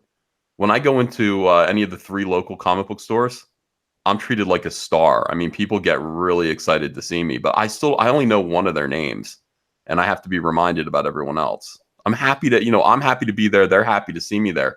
I'm not interviewing them. I'm not talking to them. I just kind of want to get in and out and get my comics and kind of go. These guys this guy apparently interviews everyone within 2 different comic book stores, the entire staff, and says, do you care about War of the Realms? One of the things I just do is whenever people tell dumb, obvious lies, I think it's funny just to like work out the logistics of it. So I'm imagining the store I go to most of the time. I know the layout, I know the back. So like, how does this work? Like you go to the guy at the register and you say, hey, do you care about War of the Realms? And he says, no. And Yeah. then you go walk to the back and you like Does knock he? on the storeroom. Excuse me. Hi. They're like, oh, this is in the bathroom, dude. It's like, hey, do you like War of the Realms? And the guy in the storeroom's like, no. And then you go back up to the front and you go, where's the other guy? Oh, it's his day off. Can I have his number? Like, what do you do? Do you have to make 4 trips to get the entire staff? And then you go to the other store, another 5 trips? Yeah, you do. You have to kind of. This guy's gauging. By the way, this is devastating, and it has absolutely nothing to do. This has nothing to do with what CB Cebulski said. This dude just wanted to insult him about Marvel Comics' biggest event. And by the way, the event that sold the best because of there were like 44 variant covers. But yeah, just wants to insult him, wants to make him feel bad, and then he says at the end, "Get your yellow face masquerade ass out of here." The arrogance, the utter oh boy. Social media has to stop. I mean, I'm grateful for social media. I need it to promote my own work, but these people, I mean, you find out who they really are when they think there are going to be no consequences. That's what social media does. You find out how big of an asshole someone is when they think there's going to be absolutely no consequences. This guy thinks there's going to be no consequences in his life. He's not saying this to anyone's face. It's like it's not that important to him. But, CB Cebulski probably saw this and it was just like, all around me are familiar faces. Could have been. I don't know. Maybe CB Cebulski has thick skin. I think there's like 5 more that bring up the Yoshida thing. Oh, this one doesn't too. Okay. Robert Harkin, by the way, says, could you give some examples? Because one of my chief complaints about contemporary comics is that they're completely uneventful, inconsequential, and paced for the trade. He's the guy who does the cartoon, the funny drawings of Cecil and stuff, right? Yeah, no, Robert Harkin's awesome. Yeah, he's Comicsgate, so it's good to see him up there. Dante and Ravina is too, though. I think Dante and Ravina is probably in the chat right now. He says they don't know how long because they could be replaced by a white guy who uses a Japanese pseudonym, Dante, and sends his Japanese-born translator to impersonate him when Marvel gets suspicious. I think Dante's one of us. CB is fluent in Japanese. Yeah, I wouldn't think that he would need a translator. Horse and Haddock says maybe give writers longer runs and stop forcing crossover events into everything. Then Akira, he's getting roasted. Zach, I give this one points for just one sentence and just getting it done. In and out. Yeah. And here's more succinct criticism. You're an idiot, says Garafani Spruzzo. I agree, but I don't agree with why. I don't think, honestly, the more I read this, I'm just like, people are just waiting for CB Cebulski to say anything on Twitter. Is this all because of Iceman? I think it's all Cena Grace. Yeah. Yeah. How much more coddling could Cena Grace have gotten? I mean, honestly. 3 swings at bat. 2 glowing New York Times articles, and he failed. And at one point you need to, and this happens, people obviously they listen to my videos, Just Some Guy, Mim Headroom, because some of these writers, you see them course correct.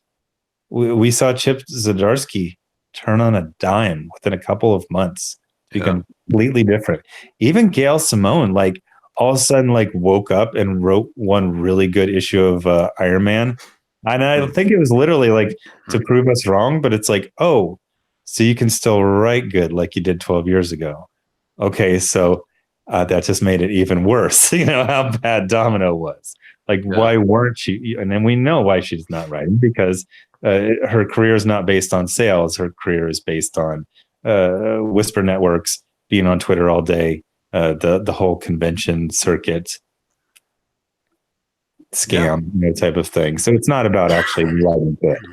It's about wanting to belong to the community. The community says Vertigo was confusing. People didn't understand. DC have Vertigo, or does Vertigo have DC? I feel like I'm getting vertigo just trying to iron this out of my head. All right, so here's what we need to here's what I think we need to kind of just put together here. When First of all, SJWs install culture warriors into important spots in Marvel, DC, IDW. We saw it happen with Audrey Sitterson. Perfect. That was the one I was going to say. He was an important one, and it's funny because I've told that I don't know if I've ever told you this. That was like their Robert Kennedy assassination. No. Well, it wasn't. Chuck Wendig was. Who was the JFK? I was going to say Chuck Wendig was the JFK, but Chuck Wendig came second, and I'm like, importance, okay, for culture. Chuck Wendig was like, wait a minute, you can't say the worst things ever while using the IP of other people to prop yourself up, to get out your weirdo personal politics. This injustice will not stand. They still bring that up. All right, so this is the thing. So they let you know. This is one thing that I've noticed about SJWs. When you get over their target areas, when you actually find a nest of them, when you find something that they consider to be an achievement, they let you know. They screech. Now, Captain Marvel was one of those things. Star Wars: The Last Jedi is still one of those things. And when it comes to people, you had Aubrey Sitterson. Now, I'm going to bring up Aubrey Sitterson because I actually talked to Jude Terror in private while this was happening before I declared Comicsgate. And Jude Terror and I spoke again recently, like 3 months ago. We had a little chat. He's a normal human being. He is SJW sympathetic, but he's not an SJW because he'll still talk to conservatives and explain things. So that's interesting. So he said to me at the time, I said, what is the big deal? Why is everybody so upset about Aubrey Sitterson being fired off of G.I. Joe when I said, Jude, he deserves to be fired from G.I. Joe for his 9/11 comments. I mean, those are inexcusable. Like you cannot have that. You can't have him represent a toy brand like G.I. Joe and go tell people who, tell 9/11 mourners to go fuck themselves. You can't have that. And Jude agreed, and he said, it's culture war. He's a socialist writing a real American hero. This is all about the culture war, Ethan. And I went, God damn, this was before I even understood. I thought culture war was something Bill O'Reilly made up. I had no idea. It's all about them trying to take Christmas away from us. What do you mean culture war? And then that's when my eyes started to open. So Aubrey Sitterson was important to them. He was very, very important. They got a socialist weirdo writing G.I. Joe and implementing changes, adding strange gay characters, adding fat Eskimo women, doing all kinds of wacky things to this property that was meant to represent American greatness and teaching boys to be men, giving boys something to look up to. He was ruining that. They needed him there. And then you had Chuck Wendig over on, and when he left, by the way, there was an enormous screech, which I think has kind of died down a little bit for some reason. I guess they didn't care that much. But Star Wars was very, very important. And Chuck Wendig being allowed to write Star Wars novels and still acting like an orangutan on Twitter was very, very, very important to them too. Chuck Wendig going off about Trump, telling Republicans to eat shit-covered boots, calling people fucknecks, all of this stuff that was important to SJWs. They wanted, Chuck Wendig was an example of their own incredible power. The rules would not apply to them. They could act insolent. They could act obscene. They could spew vulgarities with division and divisiveness and still maintain their jobs on the highest properties in the comic book industry, in pop culture. They were making the rules. Chuck Wendig added gay characters to Star Wars, don't you know? And he was still telling people to go fuck themselves. It's important to them, Zach. And when Chuck Wendig went down, it was like the Hindenburg. It was like the JFK assassination. And Zach, you know what? What? I was on the grassy knoll for that one. That's what they say. They say I was on the grassy knoll. They wrote articles blaming me. They wrote articles blaming me for Chuck Wendig getting fired. Not you. You didn't do it. You weren't on Twitter. I covered it. And somebody made this good point about, what is it, Medicare? Mm-hmm. I was like, man, I'm scared of him. He just decides to destroy you. It's all over. And somebody said, Medicare doesn't attack anyone. He's basically a forensic scientist. After you've destroyed yourself, he just comes and picks the pieces apart and identifies them. Right. And the person who took out Chuck Wendig was Chuck Wendig. Yeah, most certainly. Most certainly. But as Agent Jeremy, who was a member of this channel, says, take credit for it. I have. I have. That was me that did that. Okay. All right. All right. So, and then the last one, again, where was I? What were we talking about? What's the last person that we were talking about that they wanted to protect? Aubrey Sitterson, G.I. Uh, Joe. yeah. Chuck Wendig. And then who? Oh, Cena Grace. Yeah. So we're going to be hearing a lot of screeching about Cena Grace because he is a gay writer who was writing Gay Iceman, and they knew that was a big deal. They knew that people hated, like normal people who read comics did not like Bobby Drake being gay because it was just he wasn't gay, and suddenly he's gay. They got a gay guy writing The biggest one was a completely new and horrible, off-putting personality that seemed to be Cena Grace's personality. Yeah. Again, Tom King has to make Batman be Tom King. Cena Grace had to make Iceman. Cena had Iceman had a well-established personality. All he had to say is that he was bi, and he didn't act on it before because of reason X, Y, and Z. But then you write him in his personality, and it was just a completely new character and not a likable one. Absolutely. Absolutely. I mean, like you were shocked by it. He just didn't seem like Bobby Drake had never been like that before. He's never been like that. He was going to his friend's wake and then be like, somebody just got the digits. And it's like, He's a dickhead. What an asshole. Black Widow's wake and you're picking up guys. He's like, life moves on except for the dead girls. Choo choo.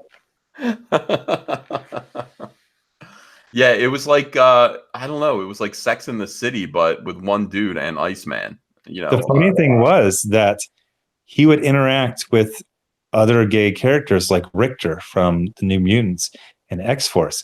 And Richter, who is gay, would just act like a normal person. Mm-hmm. And he would just be like, yeah, cool. So that was Cena Grace writing a gay character acting like a normal person. And then Iceman was just this complete clown. Yeah. He was a goofball. So it wasn't good.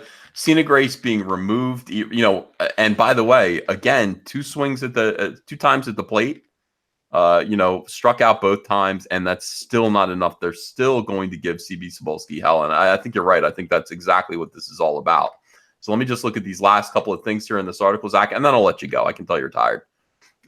Let's see here. One story at a time. It's the only real way to do it. This is Stepan Sejic. That was a misapplied soy boy voice. No, I think you're right. I canceled it halfway through. And you were exactly right. So let me read that again. One story at a time. It's the only real way to do it. Was that better? Yeah, Stepan Sejic is fantastic. Fantastic artist. He's good with people. He did great work on, what was it, Justice League Odyssey? Mm-hmm. Just fantastic work. He used to have the problem where he didn't know where to put the details, so he'd get like 3 detailed pages and the rest were super sketchy because he does the digital art. But he just really stepped up, and I've watched him just be great with people for like 6 years on Facebook. Yeah, I like his work. And he has like really bad health problems too. Always pleasant. Here's Christos Gage, another writer. He says, I certainly did this with Union Jack. The published version is Andy Schmidt reining me way in, and it's still got like 59 characters. So you'll notice the actual prose are talent talk like normal people. Yeah, Jody Hauser, if not story, at least characters. That's a normal thing to say. Colleen Durant says, pretty much my whole career right here. So what do you think? Is Cebulski's critique of his own employees on the money, or does the fault for this sort of thing belong to Marvel editorial, of which CB Cebulski himself is ultimately in charge, or somewhere else? He's not in charge. CB Cebulski is not in charge. In a technical way he is, but not in any real power way. So who do you think's in charge? David Gabriel, Sana Amanat, and whoever the hell hired Sana Amanat, which is still a mystery. What is Sana Amanat? She's a political commissar. Wow. For people who don't know what that is, in communist countries, like China, you'll have a political officer in the military. And you're like, what is this person's? It's to make sure propaganda is believed, to look out for non-believers, people starting to get red pilled or whatever. So she's a political commissar. She basically has her own chain of command. She does her own thing. I usually don't ask insiders questions because I feel like that's a way to, if you have like a fake insider, that's a way for them to figure out how to really trick you and make you look stupid. So I very rarely ask questions of insiders. That's the only question I've ever asked. What's the deal with Sana Amina? Nobody knows anything. And these are the people who know everything about everything. She is a freaking black box. Crazy. I would like to know. I would like to know myself. All right. So in any case, yeah, no respect. The apparently the professionals are able to at least rein it in and speak dignified, speak with dignity to CB Cebulski. They understand. But the SJWs who are on the fringes of the comic book industry, the ones that are making everyone uncomfortable, the ones that are forcing changes that nobody wants, The the 12 ones, psychopaths on Twitter. yes, the 12 psychopaths on Twitter, as usual, are acting like insolent shitheads. That's what they do. And the sooner everybody wakes up, the better for everyone. I want the comic book industry to succeed. I do. I don't care that much anymore. I don't care. I think I'm more concerned about, people who are able to crowdfund their indies succeeding. It'd be nice if the comic book industry could make some money, but they're not learning from their own mistakes. They don't, this stuff happens and they don't learn anything. We're halfway through this year. We have all of the sales data. Now it's 3.5 years of sales going down. Yeah. Every single metric. So there's no reason that absolute carnage is not going to save the comic book industry. It's not even mathematically possible at this point. It would have to be like the most insane sales numbers consistently. All right. So now I want to talk to you about what you've got coming up tomorrow. Everyone who's listening, this is gigantic. We've got, let's see how many people are watching. We've got 1,500, almost 1,600 people watching right now. This is great. I mean, this is the beginning of, the 2019, as far as I'm concerned, 2019 crowdfunding year. This is enormous. Zack is launching Jawbreakers 2 God King tomorrow on Indiegogo. Zack, what's it about, man? Yeah, so it's the culmination of the God King storyline from Lost Souls. If you got Lost Souls, you got a little, one and done story called Lost Souls. And then you got these two other stories called Book 1 and Book 2. Well, they were actually Book 1 and Book 2 of the God King storyline. This is the culmination of the storyline. And this was the story, like 5 years ago, I wrote it. And, this is back when crowdfunding, a successful one, would make like $3,000. So I did the math. I go, I might be able to do like one 80-page story. It's probably the only comic I'm ever going to do. So, it's kind of like CB Cebulski. It's like, I'm going to swing for the fences. I'm going to try to do the most fun, exciting comic ever. So this is the end of that storyline about the Jawbreakers basically having to take on a god, someone that massively outclasses them. And if you read Lost Souls, and then the Book 1 and Book 2 in there, you saw that they're already getting picked off. This is just way too much for anyone to take on. So it's going to be the culmination of the God King storyline, along with the origin of Devil Dog, which people are really excited about. Then there's also a Zashi, a very popular character, is coming back. Wow. That was dead. Yeah. Well, here's the deal. The Jawbreakers thought she was dead too. And that's the issue that she has. And then there's a 10-page preview for my next book, a sci-fi book from next January, called Desolation Wave. There's it's not just a preview, it's a story, 10-page story that will introduce you to that world. So it's got this great artist who I'm going to name tomorrow. It is, I got to do the only thing I already showed Ethan the campaign. The only thing left to do is I want to get some hard numbers on what percentage I'm done with everything. I believe the line art is somewhere around 90% done for the entire book. Coloring probably about 60-70%. So unlike my previous books where it's like, hey, you're going to get this in 6 months, this thing is going to be done probably by I would say the end of July. Then we do the print file, and then it's off to the races. My last Indiegogo, which is Jawbreakers Lost Souls Remastered, on time, not only for printing, but for being shipped. So that's the model. This thing is going to be done. It's going to be going to the printers in August, the end of August, and probably to be fulfilled in September. I'm going to show them the art for the campaign. You know, the piece that's in the main thing. Is that okay? I'm going to go into our message. I'm not sharing. Am I? I'm not sharing. Okay, good. Yeah, I'll go into our thing and I'll pull that out. I mean, it just, the artwork looks dynamite. People have high expectations, of course, for Jawbreakers, because last time it was John Malin, and obviously, you know, John Malin just rocked it. So people are expecting this to be revolutionary, and I think once they see the artwork for this, I think everybody's going to be on board, even those who weren't already planning on being on board. Here we go. Ready? Boom. Here's the spoiler image. What's going on here, Zach? So this is Devil Dog's origin. Devil Dog is a Marine. He's also a gay character, but as you can see, he doesn't look or act like a clown. So this is his kind of his origin of his not only just his suit and his name, but also kind of why he is the way he is, why he got out of the military, and why he got on the path to first working for the CIA and then eventually teaming up with the Jawbreakers. Oh, hold on. By the way, the whole time I did that, I wasn't sharing. I got to share. Okay, now you guys can see it. I dig this art style, man. This looks great. The weapons look great.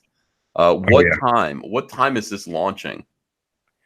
Oh, well, I was going to, I sent a DM because I know you were very excited. You're like, let's coordinate. I was like, all right.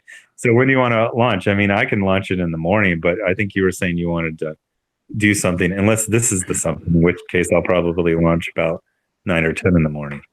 Yeah, I would say launch it at noon. My impression is that noon is the best time to launch it, but I could be wrong. I mean, you might want to launch it at like 8 a.m.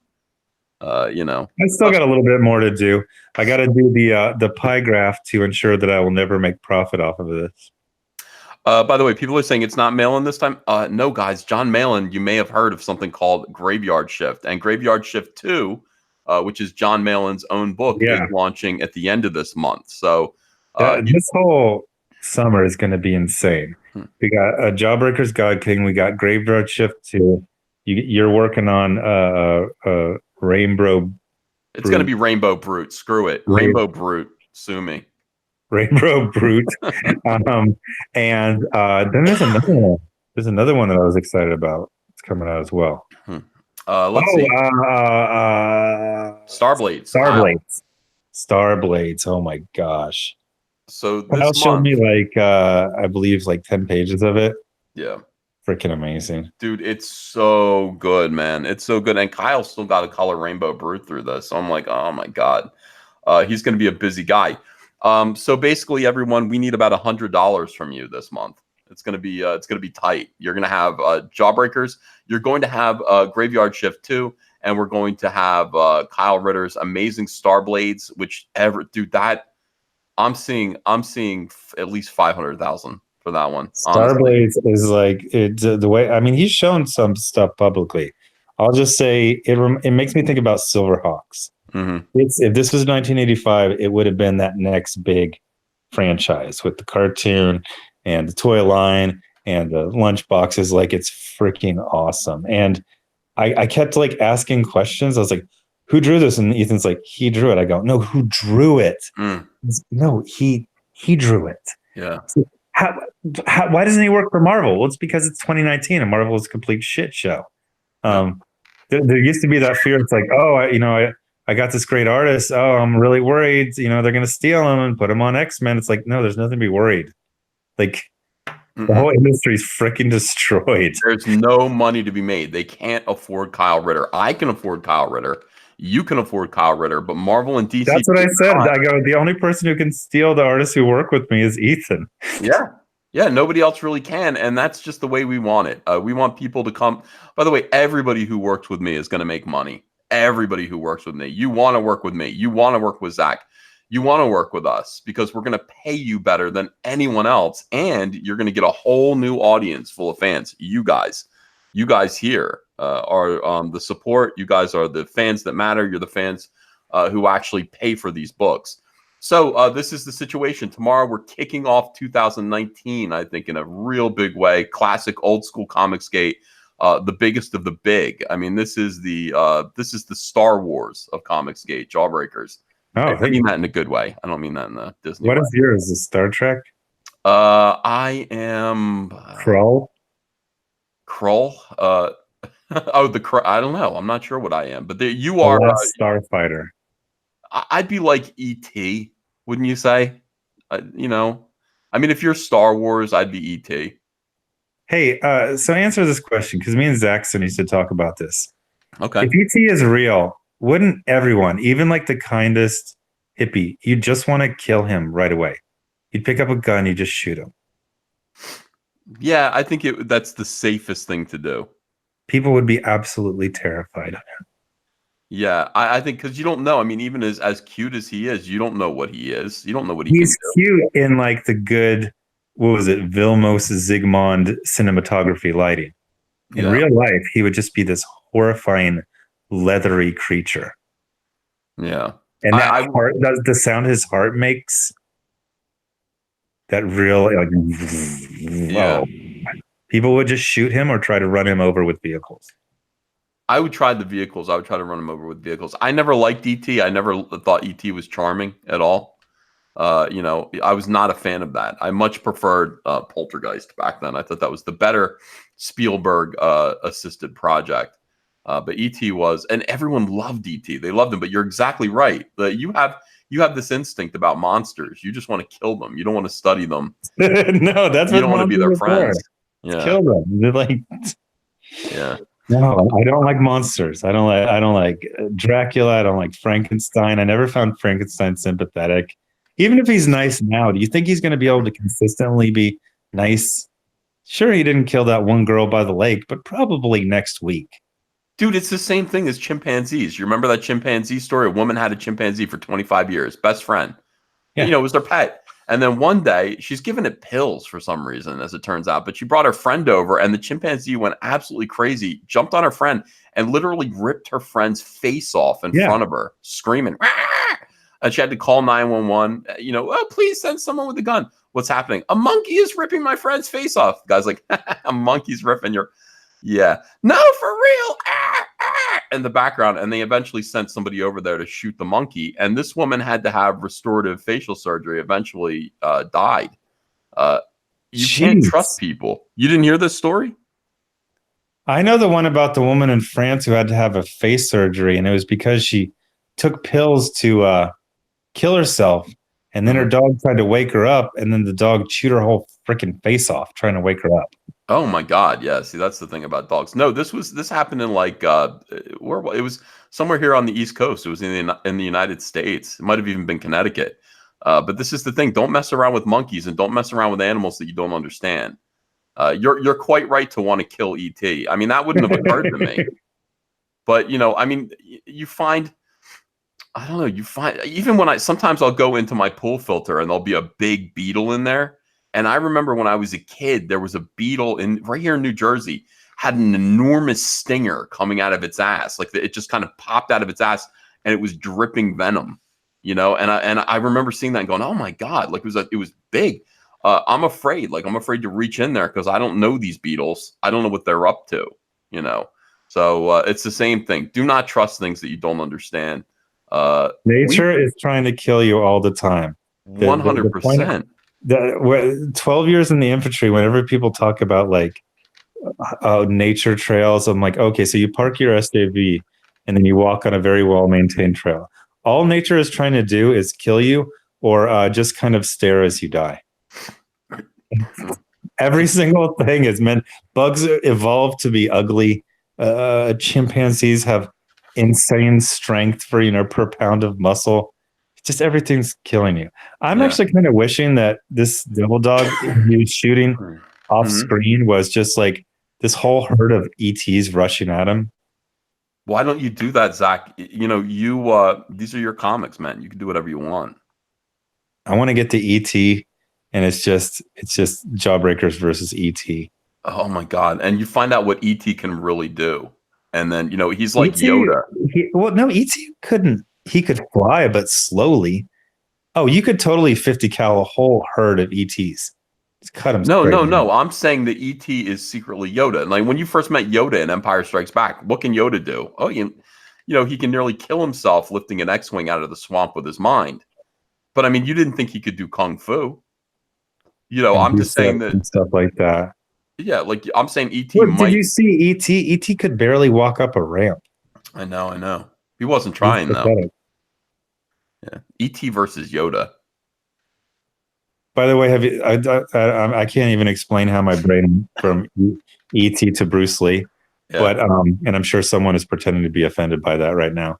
But have you seen the clips from this new Tarantino movie? Oh yeah, yeah, yeah. Dude, I kind of like lost interest in Tarantino, but there's a scene with Bruce Lee who's about to get in like a fun fight with just like a bragging rights fight with Brad Pitt, and he's like, "My hands are lethal weapons. If I kill you by accident, I go to jail." And then Brad Pitt's like, "You kill anyone by accident, you go to jail. It's called manslaughter." I saw that clip. It's great. That That dude was looks just like literally Bruce sold Lee. me for that whatever 3.5 hour movie, whatever it is. I was like, I am in. Yeah, I'm gonna go see that too. I love Hollywood. I'm a Quentin Tarantino fan. I forgave him for Hateful Eight. I mean, you know. Oh my god, that was one of the most miserable experiences of my life. Seeing that in the did you see it in the theater? Yeah, I did. Oh, god, how rough was it? And then Well, they had that freaking 20-minute intermission. yep. Yeah, I mean, it's one of those things where people talk about, sciatica, from going to the movies, and it's like you're sitting on your spine, like your ass just melts away into the seat. They got these 4-hour epics, and then there's an intermission, and the whole time the movie is about being in the snow, and there's blood and carnage. You don't trust anyone, and it's like, I mean, this was a date movie for me and Andrea. That Oh was the my sad god. part. That was the sad part. And then at the end they're like, Channing Tatum was under the floorboard the entire time. Like, what? Yeah. Who else is down there? Freaking Snuffleupagus? Like, Yeah, it was horrible. It was a bad movie, but this one actually looks good, and I'm looking forward to it. All right, so back to Jawbreakers 2, though. You're launching this tomorrow. You want to just decide on the time so these people know? We want to get this thing off to a rocking start. Noon Central. Noon Central. So that's 1 o'clock Eastern Standard Time, and it's like 11 o'clock on the coast, on the West Coast. I think it's 10 a.m. In California. Okay. All right. So good. one thing I'm shooting for, so I believe, I forgot to look it up. I'll probably look it up tomorrow morning, is I believe all tallied, I sold 14,000 copies of Lost Souls. Damn, kid. And I don't see any reason that I should do less. Well, I don't either, and that's going to be the test. I mean, so far what we've seen is Mike S. Miller do better from Lone Star 1 and Lone Star 2. We've seen Doug TenNapel do better from Bigfoot Builder. Earthworm Jim is kind of, everybody knows that property, though, so it's hard to judge that. But Jawbreakers, yeah, I would like to see you do much better. And the first, it's going to be 2 months, and then are you gonna leave it in demand, or what's your plan? I believe I might leave it in demand, because you know how it is when you go to publish stuff, they'll say, hey, another 1,000 for $800. Like, they always make that extra 1,000 like so irresistibly affordable. Yeah. So I think I will keep it as an in-demand store, but it's going to be an in-demand store that it's not sure how long it'll stay open. Basically, after 1 month, I'll be able to gauge roughly how many I need to print. I'll probably overprint by 1,000 or so, and then I'll keep the in-demand store open until we fill out all of those. Yeah. Brian says, go on the quartering in the first week to promote. I imagine Zach's going to go everywhere to promote, but most importantly, Zack should go on comic book channels. And, this is a big one. We're going to be promoting Jawbreakers 2 like crazy here, whether Zach's here or not. We're going to be talking about Jawbreakers 2. And Zack, I'm sure, is going to be spending a lot of time talking about Jawbreakers 2 on his site. I'm going to be stepping up the videos, going back to the old school 3 a day. It won't be like 3 talking about Jawbreakers. It'll just be 3 talking about whatever, and I'll mention it at the beginning of each one. Yeah, I find that, I always forget to talk about the stuff that I have for sale in videos, but when I do, things sell. So it's like you got to remember to promote yourself. And I like your little outro where you're like, what do you say? What do I say? Hey, do you like t-shirts? Well, great. I got one for you. Something like that. It's insincere and sincere at the same time. Very sincere. No, it's all sincere. It's never insincere when I'm talking about my own merch. I'm very, very sincere. I make sure that it's great. So everyone should be there tomorrow at noon Central for the incredible launch of Jawbreakers 2. I want to see it go off. Like, it's got to meet its goal in the first like 5 minutes or so. That's probably exaggerating. I don't know what your goal is, but I forget. I think I said it. I just like double the goal each time. So I think this one. No, I think I might have set it for 50,000. My biggest thing is, well, I mean, not to be cocky, but I expect us to make hundreds of thousands of dollars. But my goal is I kind of want to go into a Brian Polito where he does like 4 projects a year, and he'll make like all of his sales like in the first 36 hours. Mm-hmm. And it's dependable and it grows. So that's what I'm looking for. And just Jawbreakers is I always make fun of these. It's like, oh, Rebel Wilson gave me $3,000. No, this is all about comics. Like this, I'm going to make this one, and then we're already working on the next one. The next one after this one, which will come out next spring, it's the prequel. It shows how they all met as a team. And then the one after that is after God King. It's basically Old Man Silkworm. And then, by the time I do those, like I'm going to be doing Jawbreakers, 1 book a year, indefinitely. I love it. Zach, change your goal to 10,000 because here's why. First of all, you're going to do great. You're going to get your 50,000. But 10,000, Indiegogo will promote your book more based on the algorithm. So when you're like, hey, I'm at 5,000% of goal, it's more impressive. Now, the lower you get your goal, mine's going to be 8,000 all the time because then it says I'm at 300,000% of it. It just makes Indiegogo think you're cooler. So that's what you should do, and you're going to get your money anyway, so it doesn't make a difference. You'll have plenty of money to make the book. We're going to promote the hell out of this. It's going to be great, guys. I hope you're all ready to support Jawbreakers 2 as we launch the. I hate to say this because other people might get jealous, but it is the first really big Indiegogo campaign of 2019 for Comicsgate, the first really big one, and I'm going to be proud to be promoting this. So, all right. With that said, I want to read the super chats and then say goodnight for the night. Zach, you can say goodbye to everyone if you want. This is the boring part. Oh no, I'll stick around. This is the bread and the butter. By the way, I listened to your live streams. I listened to what was the one that was 2.5 hours, and I listened to it 3 times. Oh, you were talking about what's her name? Bisexual Murder and Lighting. Oh yeah. Oni. Yeah, it was Oni Lineforge. I listened to that, and at one point you're like, "Thanks, Jack Spratt, for your $1 super chat," and you'd say it's super sincere, and I was like, "That's the future." Yeah, the guy who makes 800 and what are you at $60,000, taking time out to thank the guy who gave him a $1 super chat. These guys are tipping me. Of course, I say thank you. I really appreciate it. It's important, and these people are just when they give you $1, they're saying I enjoy your channel. Here's $1. I mean, that's so huge. Things like that matter so much. I agree. All right, so with that, guys, just a reminder: those of you who are new to the channel, or those of you who just popped in and are saying, why are their names green? Why do they have a little soy boy badge next to their name? Here's why. I've opened up my channel to membership. You can join and become a member of Comic Artist Pro Secrets. Zach, I don't know if you've noticed, but YouTube is beating the hell out of our channels right now.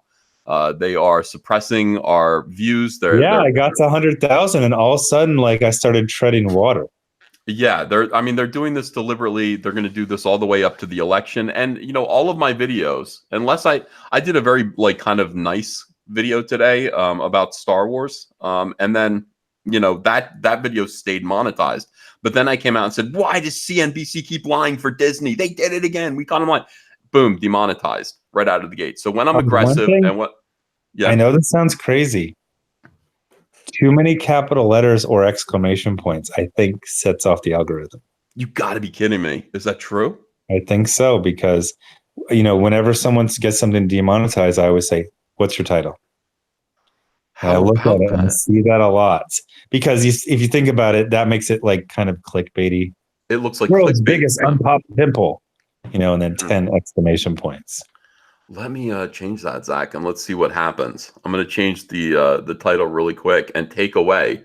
I'm going to just make it one question mark because there are 3 there, and then I'm just going to. They did it again, instead of 3 exclamation points, a period. Why does CNBC keep lying for Disney? They just did it again. Why does CNBC keep lying bold for Disney? ? That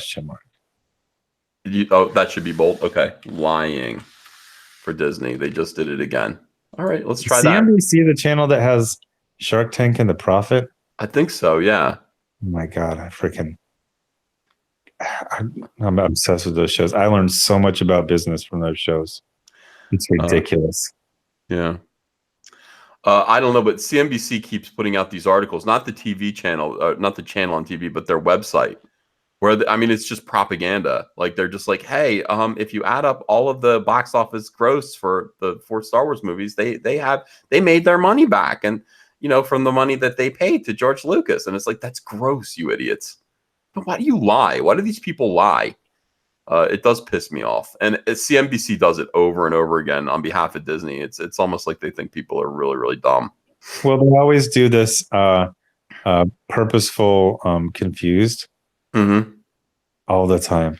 It's a constant at SJWs. Like, well, like, what do you mean? Like, and yeah, Remember they pretend when Mark Wade thought he slam dunked because the lawyers like to Antarctic? He's like, did Mark Wade prevent this book from being published? No. And he's like, yay. Yeah. And then they were like going around, they're like, I'm not suing you for prevention, I'm suing you for interference. Those are different words, right? Different concepts. And you're a writer and you're so old and you know what words mean. And just stop with this little play games. God, they're annoying. All right. So anyway, that's the thing. So because of that, because we keep getting demonetized, because my YouTube live streams get demonetized too, I have opened up this thing called, you can join the channel for $5 a month, which is what a lot of people just super chat me every time I do a live stream. You can just promise me one super chat of $5 a month, and for that, you become a member of the channel. Your name turns green. You get a badge, which is the Soy Boy badge right now. But every month, I think for a little while, then it becomes longer than that. It's like 6 months, you get a new one. A year, you get a new one. That basically show people how long you've been a loyal viewer and member of Comic Artist Pro Secrets. You will also be invited to a secret live stream that is only for members, wherein I will discuss, we're going to do a little Q&A, and I'll talk to you about improvements. If you guys have complaints about the channel, if you want to call me a son of a bitch, you can do that. And we will we'll work it out. It should be fun. So it'll just be you, me, and the other members of this channel. So that's easy. How does that work, like logistically? Have you read the instructions on that yet? Yeah. There's a whole list. You have a list of all of their YouTube things, and they all get an alert. So you can send out a mass alert to your members for your private live stream. Oh, cool. Which is it's pretty easy. It's pretty cool. It's pretty fun. And also you can create, and this isn't something that I'm having other people build these for me, but you can create exclusive emojis. So if people are always saying kick Nasser, even though that's just an example, on these live streams, I can have an exclusive emoji that when people write kick Nasser, there'll be a picture of Nasser with, getting kicked. Those exclusive emojis are huge. I remember back in the day when Bleeding Cool had like a regular forum. If you got to something ridiculous, like 1 million posts, they would make an exclusive emoji for you. And that was like a big deal. People were all like touched when that happened. It's just fun. I mean, right now there's a new emoji. I added my first emoji, which is just a frog sitting on a pie. Okay. Because that's the channel. So if people type in : frog pie : and they're doing it right now in the chat, that is the first emoji that members of the channel are allowed to use. And I'm going to have more aggressive ones. I'm going to have Roundhead Ryan Johnson. I'll have more interesting emojis ASAP. You're allowed to have you trademark that? Oh, well, you can't trademark someone else's name. No. I would just have a That's circle. It would look like Ryan Johnson, you know? that is, you know how jokes usually attenuate over time. Yeah. I laugh harder every single time when you do the little subliminal perfect circle and you overlay it. And it overlays perfectly, Yeah. Yeah. and it's got the little quadrants and like some little numbers on it. Oh my god! Yeah, it is amusing to me, and he knows about it. He said, "You know He what? has this movie coming out. They showed it before, Spider-Man. It is so annoying and pretentious, and oh my gosh, it's gonna uh, make $3. yeah, it's Clue. It's Clue. He stole It's like Clue. it's like imagine a really annoying, snotty middle schooler making a movie about Clue. Yeah. It was just these family members like arguing, and then everyone like, "Ooh, hot take!" Like it was excruciating. Yeah, it's ridiculous. All right, so people want the laughing Mike S. Miller emoji. That's a good idea. I'll do that too. We'll just take a photograph of his head and we'll make it into a little emoji. It'll be we can do all. You can have like up to 250 emojis, and the bigger your channel gets, the more emojis that you can have. So, I'll tell people about it. This is it's a members only thing. If you guys want to join, right next to the subscribe button, there's the thing that says join. You will be. I think they take $5 from you every month, and you're a member of the channel. So let me read. I'm going to read through the names. So can I talk about an elephant in the room type of thing? Sure. So one of the things when things like this will happen is, you'll hear chatter, as they say in the Intel community, and people will say, Ethan, made 860,000. Why should anyone give him $5? And it's because, in my opinion, people like you are embattled. You're constantly being attacked. And when you diversify, when you have multiple income sources, it kind of discourages attacks. Because they're going to spend 6 months trying to take down your Patreon. Well, you got 4 different sources of income. Yes, and this is money again, and one of the big sources of income that I have is YouTube. Listen, the money that comes in from, I know this is hard to believe, Zach, and they're not going to believe this, but it's true. The Indiegogo money from Cyberfrog, it goes pretty quick. You're spending money on taxes, first of all. The expenses in putting together a book like this, it goes quick. I mean, listen, we made a great profit and we did great, but it is not $850,000. It just isn't. I mean, not even after Indiegogo gets its cut. So there's that, first of all. But second of all, YouTube is a big source of income. YouTube is also the battery that powers the promotion that I do for other people's channel, or other people's Indiegogos, as well as my own. And these people see that. I mean, SJWs see YouTube, and it drives them absolutely insane. It drives them nutty. They want to destroy our YouTube like nobody's business, and they're waiting. They're trying to find a way to do it. YouTube can do what it does, which is to say, well, we're going to make it more difficult. We're going to mess with the algorithm for you so that you can't make the money that you used to make. But when the fans actually come through and say, we're helping you build into your YouTube channel its own private Patreon, what are they going to do?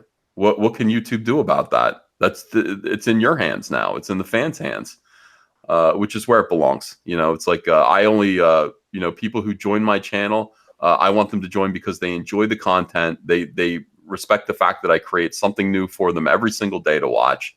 And even when I'm sick, like I am now, 3 videos today.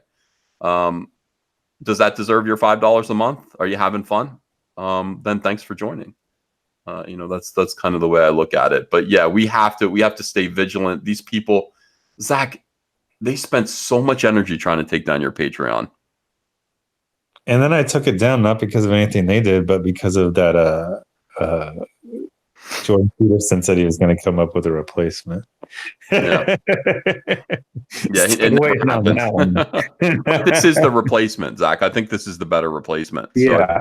I know people said Subscribestar was solid, but I had read that they had cucked out before, or not cucked out, but they had been gotten to. I think their payment processor or something. So I go, yeah. Right now I have basically 3 sources of income, but probably after the lawsuit, I'll probably try to diversify even more. Yeah, I've got t-shirts. My t-shirts do good. My t-shirts do not do good, but I don't talk about them because I'm not really into it. You have to After a tell bunch people. of browbeating from you, I finally put up the Teespring. I think I might have sold like 30 of them. Zach, you don't. Okay, well, I know, but you do have to promote your own stuff. This It is was also a promise, you're like, promise, I'll do it. all right. So yeah, I've got t-shirts, I've got YouTube, I've got this new membership thing, and I've got Indiegogo, and that's really all I need. I mean, those are pretty good. And if I need more, I will do more. Starting to do this thing with Dynamite with Vampirella and did very well on that. I think $67,000 for a single cover. Seriously? Yeah, it was I always great. dip out of things, and I'm like, oh, it'll top out at this or that. I was like, that's basically, I don't know, 20 grand more than I thought it would top out. That drove them crazy. There's a group of people who are very upset because guess who did the lettering on that book, Zach? I just found out, yes, like a week ago. Taylor Esposito, one of the guys who was in the private chat that wanted to beat you up. He was the guy who. One of the things that are annoying me about SJWs is they're obsessed with violence, but they don't know anything about it. So they just copy stuff from TV shows and comics. Mm-hmm. They think when you punch someone that the other person flies across the room. Yeah. They don't know that it just makes this little sad kind of like wet sound, and then your hand hurts more than their jaw hurts. And mostly they don't fall down. I mean, you have to be pretty big that you got to be ready to hit them back again. It goes on and on. It doesn't hurt that magical. Much. Yeah. Even if you win at the end, you're like, geez, that was freaking stupid. But they have these stupid fantasies about knocking people all the way across the room and into a conveniently parked wagon of manure that will all fall on top of their head. But he literally, even in his fantasy, he wasn't the guy beating me up. He was the guy who was Blue Beetle shouting one punch after Batman knocked out Guy Gardner. Oh, that's so soy. Can you imagine that even in your fantasies, you're not even the guy, you're just watching someone else do it? You're the guy cheering on. Yeah. And he goes, and I would yell one punch. And it was not a reference to One Punch Man. It was a reference to that Justice League scene. Oh, that's so embarrassing. That just made my balls shrivel up. Anyway, he's the letterer, and that's a big deal. People are like, you're supporting a couple of things, Zach. I'll tell you this. You tell me how you feel about it. My thing, first of all, letterers do not get royalties. So it's not like even if this guy were getting royalties, or if any of the creative team were, they'd be making money off this. They're not. What I like about this is that early on, I've said I'm going to hitch these SJWs up, and they're going to make me money in a bunch of different ways. I love the fact that these people... Isn't that what Young Ripa says? He always says, monetize your haters. You monetize them, hitch them up. So I love the fact that these people did some work. This guy did some work. These people desperately want to keep me away from them. They don't want me in the mainstream comic book industry. They don't want it. They want to kind of exercise their power by trying to exclude me, by getting a little cult together that says, we'll never work with you. We'll never work with you. Thank you for doing this work. My cover is now on your book. Okay? That's my cover. Do you feel that? That's my cover on your book. And it's only the beginning. It's only the beginning. I will take everything. I will go in there and I will take everything that I want from the mainstream comic book industry. And I'm going to do it without apologizing. And I'm going to do it as Comicsgate. You will all serve me like the barnyard animals you are. I will hit you up and I will take from you. So I like it. I like that Taylor Esposito lettered my book. Thank you, Taylor. You made me $67,000. How much did you make from that comic? Thank you for your time. All right. So is that okay, Zach? Do you approve? You got another little burst of energy right when I'm winding down. What is it? Parakeet Man and Barnyard Animals? Yeah. Walking Tin Can, thank you. Walking Tin Can, Alan Walker, Steen Metal, thank you for becoming new medals. Al M, new members. Al M, thank you for the $2. Daniel Ruiz, Tomb, Vader's Force Ghost, Peter Charon, thank you for becoming members. Vector 20, thank you for $1. Dancing Mike, thank you for becoming a new member. The Mighty Thor, thank you for $1. Figs Matter with your boy Cecil, thank you for $2. Level 3, Manic Boy Productions, thank you for becoming members. DJ Nutsack, thank you for $2. He says, how about a blue hair land whale icon for an icon? Yeah, I'm going to do that. I think that's a good idea. Get Down Demon, thanks for becoming a member. Vader's Force Ghost, thanks for $2. Remember Fishhead's video on MTV way back? I don't. You're going to have to remind me about that. Mighty Thor, thanks for $1. TJ Screwjob, thanks for $1.99. People in Mercatus stream were saying Doug left CG. Hector Lopez, thanks for becoming a new member. Aaron Calamari. Ethan, thank you for giving us inking advice for extractors. We really want to give our customers a great comic book they will be happy with. Good, man. I mean, yeah, just get a good inker. I think it's going to improve your work quite a bit. Kevin Yamasaki says, you are the coolest old dude.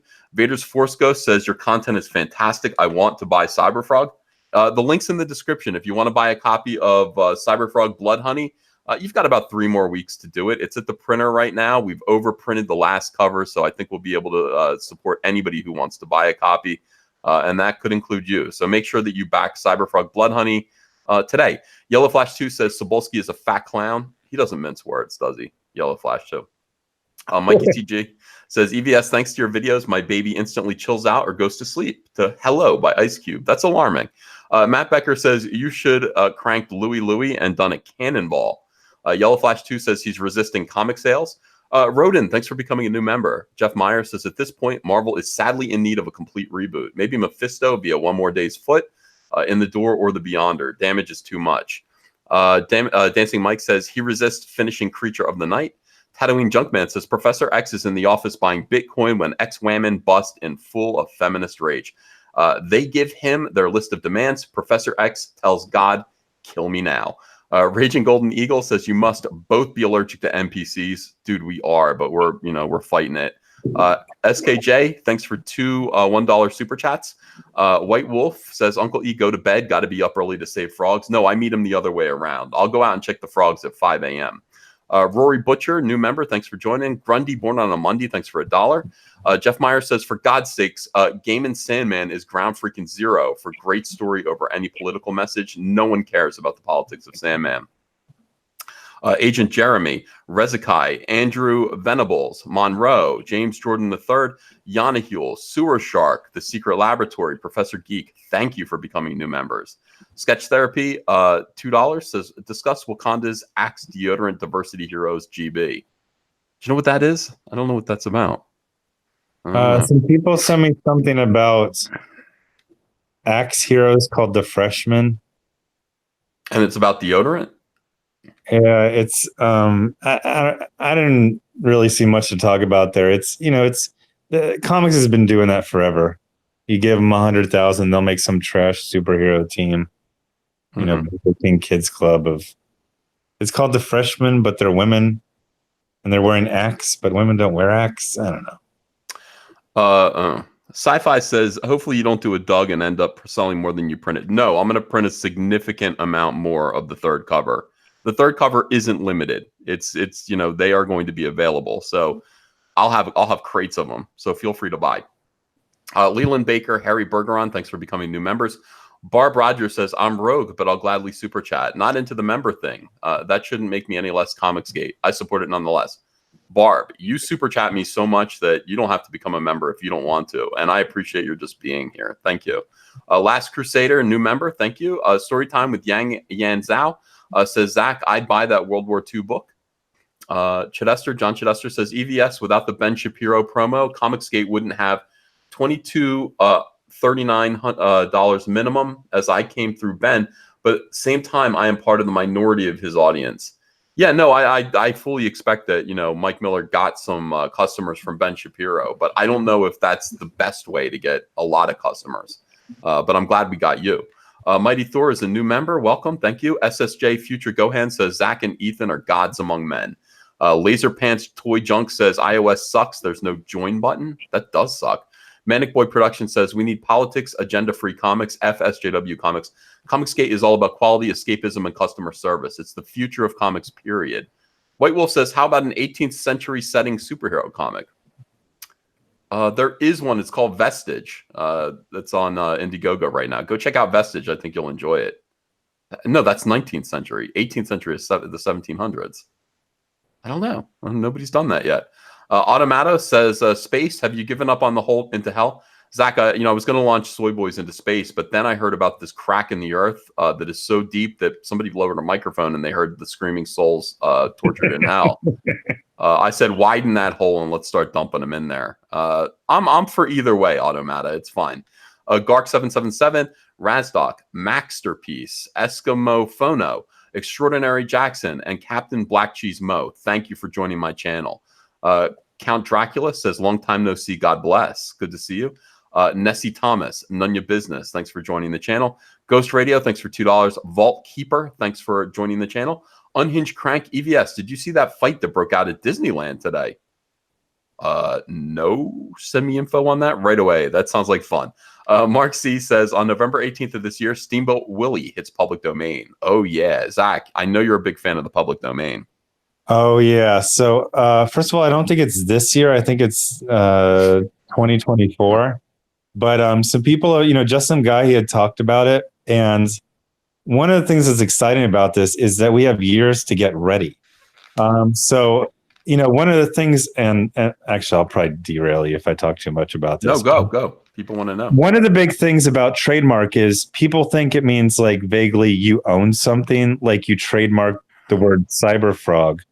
But there can be a band called Cyberfrog, and you can't sue them because nobody, will confuse a comic book with a band. Right. You see what I'm saying?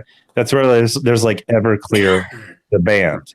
And Everclear, the water. The bottle. By the water. way, do not, if you watch one Everclear video on YouTube, that's all your recommends are for the next 2 weeks, like every single video they ever made.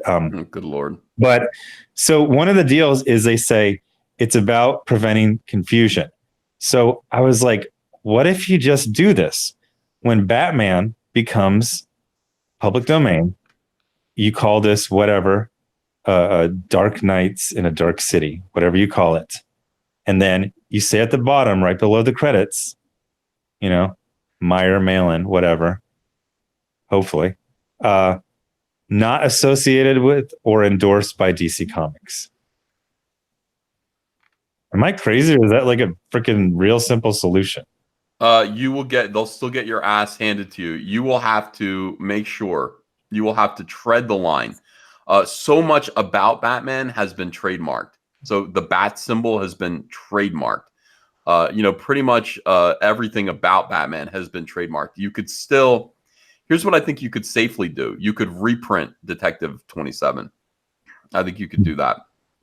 But other than that, like even calling your book The Bat-Man, The Bat-Man, you'll still get in trouble. DC has all that stuff wrapped up. Yeah, you wouldn't be able to put Batman in the title. You wouldn't be able to put Bruce Wayne in the title. But you can do it on the interior. Right. And it is going to be dicey. There is going to be a fight for some of these. But it's going to be, 12 years from now. And I think it's worth it. It's worth it to spend a couple $100,000 to be able to do Batman comics indefinitely. Yeah. I mean, I'm told that when it comes to the public domain, really you want to you do anything before 1932, I think. Or is it 1923? 1923. So you can do Dracula, you can do Sherlock Holmes all day long. You can do all those characters, the Hunchback in Notre Dame. You can do those characters all you want, and you are going to be just fine. But when you get to things that bigger companies have done and are holding on to their versions of it, it's walking a tightrope. So as long as there's no family that's still alive, if there's no anything like that, then you should be all right. But there's no way, dude. I would never do, even when Batman 27 or Detective 27 hits the public domain. No, I wouldn't dare. Too scary. The DC will sue the hell out of you. Blast It or Stash It Comic Show, thanks for joining. White Wolf says, Rainbow Brute, what's best in life? To crush my little bronies, see them driven before you, and hear the lamentations of the social justice bears. That's right, White Wolf. Unhinged Crank says, well, the magic bullet did travel Hercules. Philo Adamits, thanks for becoming a new member. Janet Hospice, thanks for $2.79. Jazz, thanks for $1. Liam Gray says, the moral is don't feed your monkey meth pills. I mean, that was Liam, that was actually close to what happened. Nomad says, congrats on the launch, Zach. Hey, Ethan, this whole channel and the way you talk about comics inspired me to start a comic of my own. I love it. That's great. I hope it's good. If it's good, send it my way and let me look at it. House of R, thanks for joining. Ron Crossman says, your boy complete Rambo series review when? Are you talking about, if he's talking about the movies, I reviewed 3 on my other channel. I'll get to the rest of them. Yeah. Sarone Almighty, Sinbad the Pirate, Monkey D Cam, Watermelon Platypus. Hi. Jabba the Cuck. Hi. Thank you guys for becoming new members. I appreciate it. Watermelon Platypus gives me $2 and says, hey, brothers. Hello, brother. Liam Gray says, how much of the channel membership $5 goes to YouTube? It's the same as Super Chats. I think they get 1/3. John Chidester says, bought it emoji EVS or a backed? That's not a bad idea. Yeah, like if we do an emoji that says backed that, bought it. That way, like, you know, when you guys are like officially back an Indiegogo campaign, you can put that emoji just to brag about it. That's a good idea, and I'll make that. Luke Writes Crime, new member. Thank you. Clint Johnson, new member. Skeet Neat, thanks for $10. Can an autistic person and schizo be in the Green Lantern Corps as they are capable? As in, are they capable to use the ring? If so, does DC have to buy a Lego license to use Legos in it? I think Lego buys the DC license. I think that's what you mean. Can an autistic person use the Green Lantern ring? Yeah, I would think so. You know, look, it takes willpower. Watermelon Platypus says the monkey is from Texas. Oh, that monkey's from Texas. Thank you, Watermelon Platypus. The one who ripped the lady's face off. Seahawk Scott says, here's a few bucks. Keep up the good work. Well, thanks for $20. Appreciate that donation. Bovine DeHerder, thanks for $2. Michael Bomer is a new member. Thank you. Yetna P, thanks for $10. Zach, good to hear you have listened to EVS's Oni stream a couple of times. I have done the same in the hopes to educate and advise normal businesses and people on how to go against SJWs and their BS. Yeah, I'm flattered by that too. Zach told me he's listened to it 3 times, and I'm like honored by that. Favorite. Yeah, it's my God. I got the whole thing memorized. Volvine DeHerder says, Zach, buy G.I. Joe, make Snake Eyes awesome again. Can you imagine? I'd love to buy G.I. Joe with you. Yeah, there's a whole bunch of really great properties that are just sitting there making nobody money, and it's only going to go for a short amount of time before people go, yeah, let's get some other people in here. Well, let me just tell you, Volvine, we've got some stuff in the pipeline right now that is going to make you pretty happy with regards to that. Just stay tuned. Sierra Singh, thank you for £1. And Watermelon Platypus, again, thank you for a $20 donation. Says, by the way, I gave almost $2 to Zach. No, $2,000 to Zach's GoFundMe. This is an important battle for freedom. Friends, keep up the good fight. We have a good, honest person making it happen. Thank you very much. Yeah, I really appreciate it. You know, if you're able to give like that, and, you know, Watermelon Platypus is very generous when it comes to Comicsgate. I hope we never let you down. Look, yeah, that is the fight for Comicsgate right now. It is the fight, and we're all fighting on different fronts and trying to make a difference. But you know, Zach actually had something, and even now, like when I think about what happened to you, I think I'm taking crazy pills. It is insane what happened to you. It's one of those things. So I've talked about this before. A lawsuit is weird because it's either extremely intense or you come forget you're in it. So there's like 6 weeks where nothing will happen. But every time I think about a 56-year-old man deciding that he gets to decide in America who gets to have a business deal, what books get to get sold in stores, I'm just like, how do you do that and then also be sanctimonious and say, like, you're the good guy and you're fighting? Like, what story has ever had?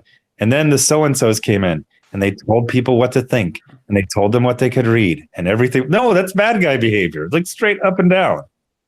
The arrogance of these people thinking that they have the right to gatekeep an industry, an entire industry, to threaten people, to threaten publishers with the bad behavior of their mob if they publish a comic book by somebody that they don't like. That is incredibly, incredibly arrogant.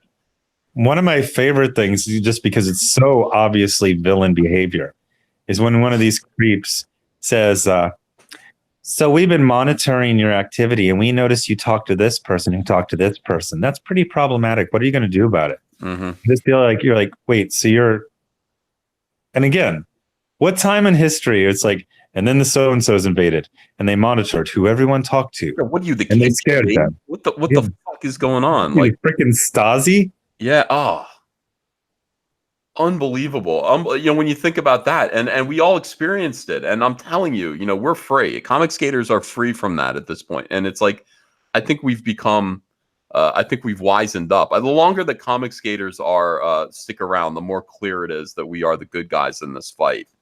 The more clear it is that we make sense. Our arguments are better arguments, and we are going to prosper.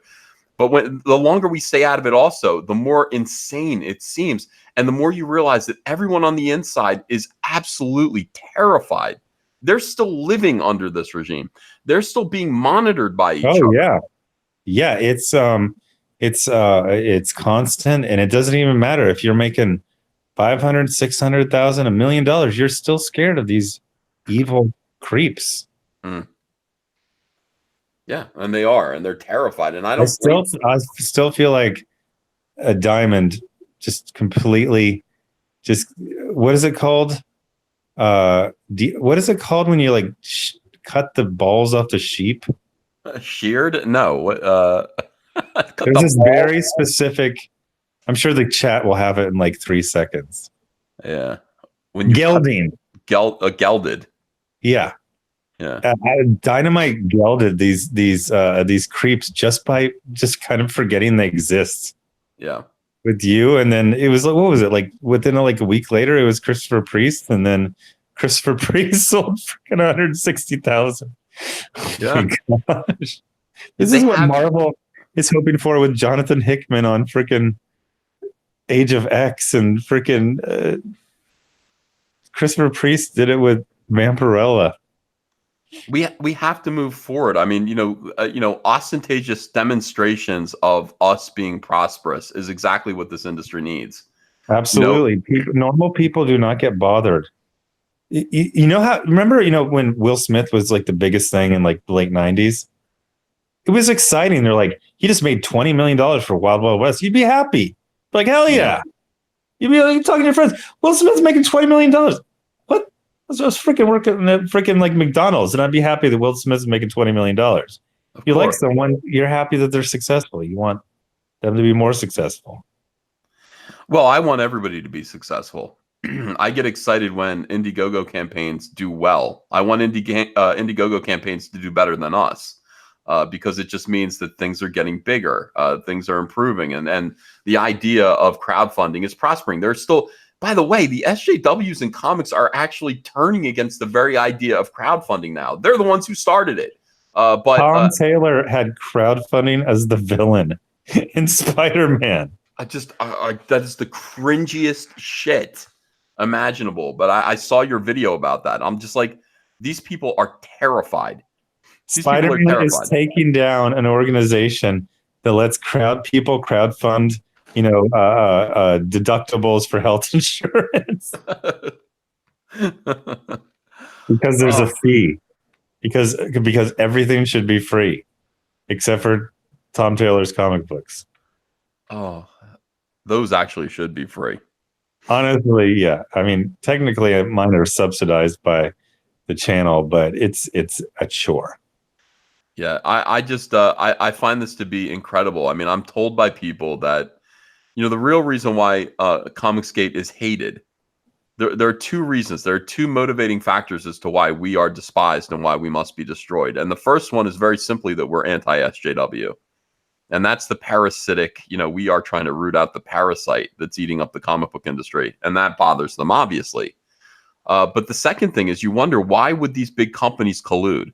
Why would Marvel and DC collude with SJWs to slime, to disgrace, to smear us, to create, campaigns to destroy us, call us the white supremacists and all this stuff? Why would they do that?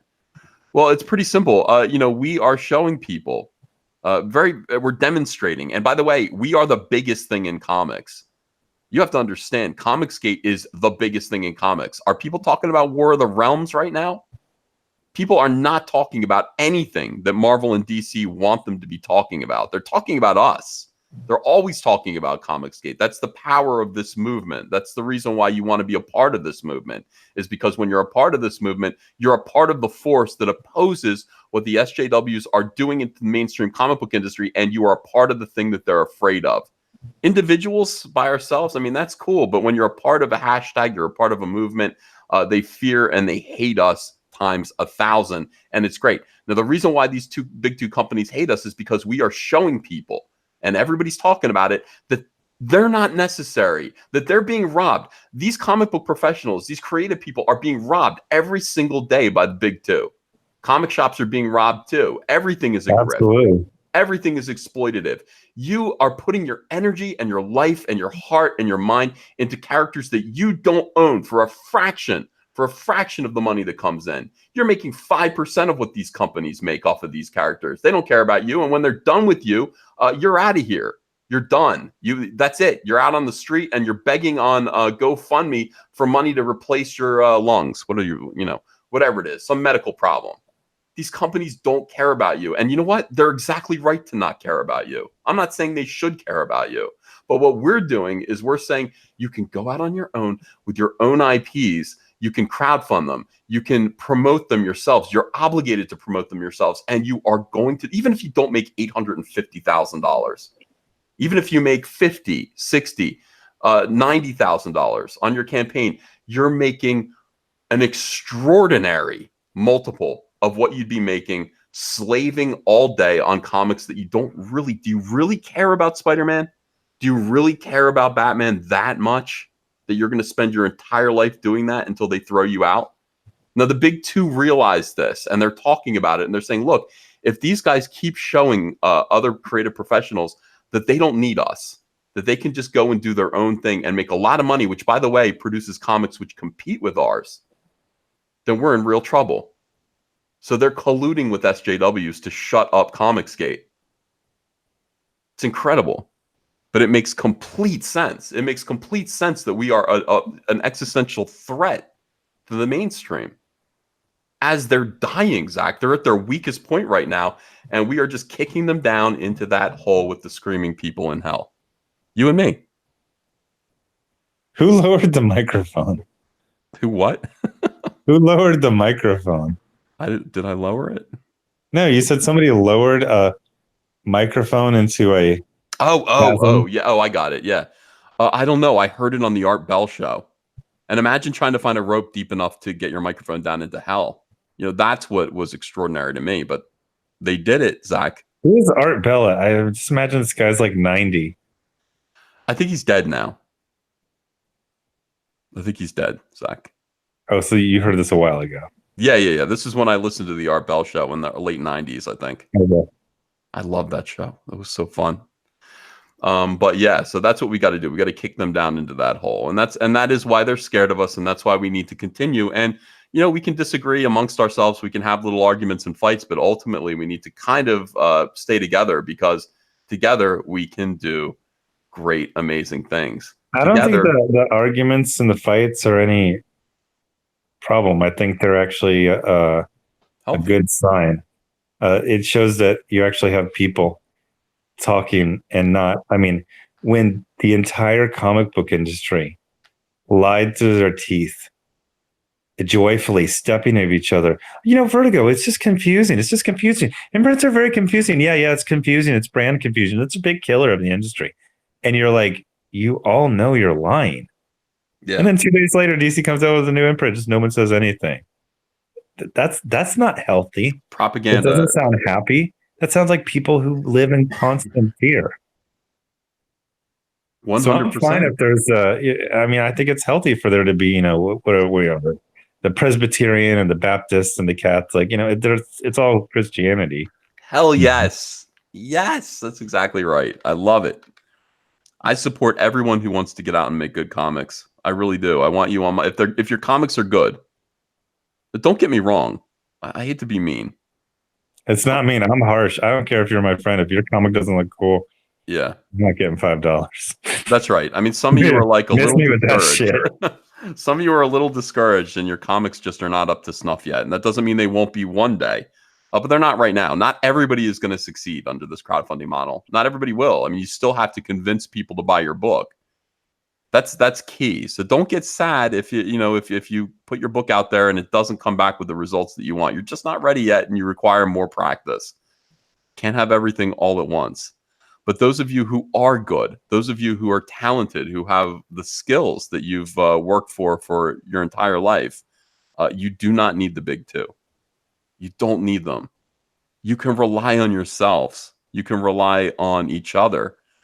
You can do this all by yourselves, and we're going to help you. By the way, speaking of skills, just totally derailing this conversation. People started doing these memes about John Wick, basically putting like video game, little symbols for points and stuff like that. And then they started talking about John Wick. Every scene is like he's done it before.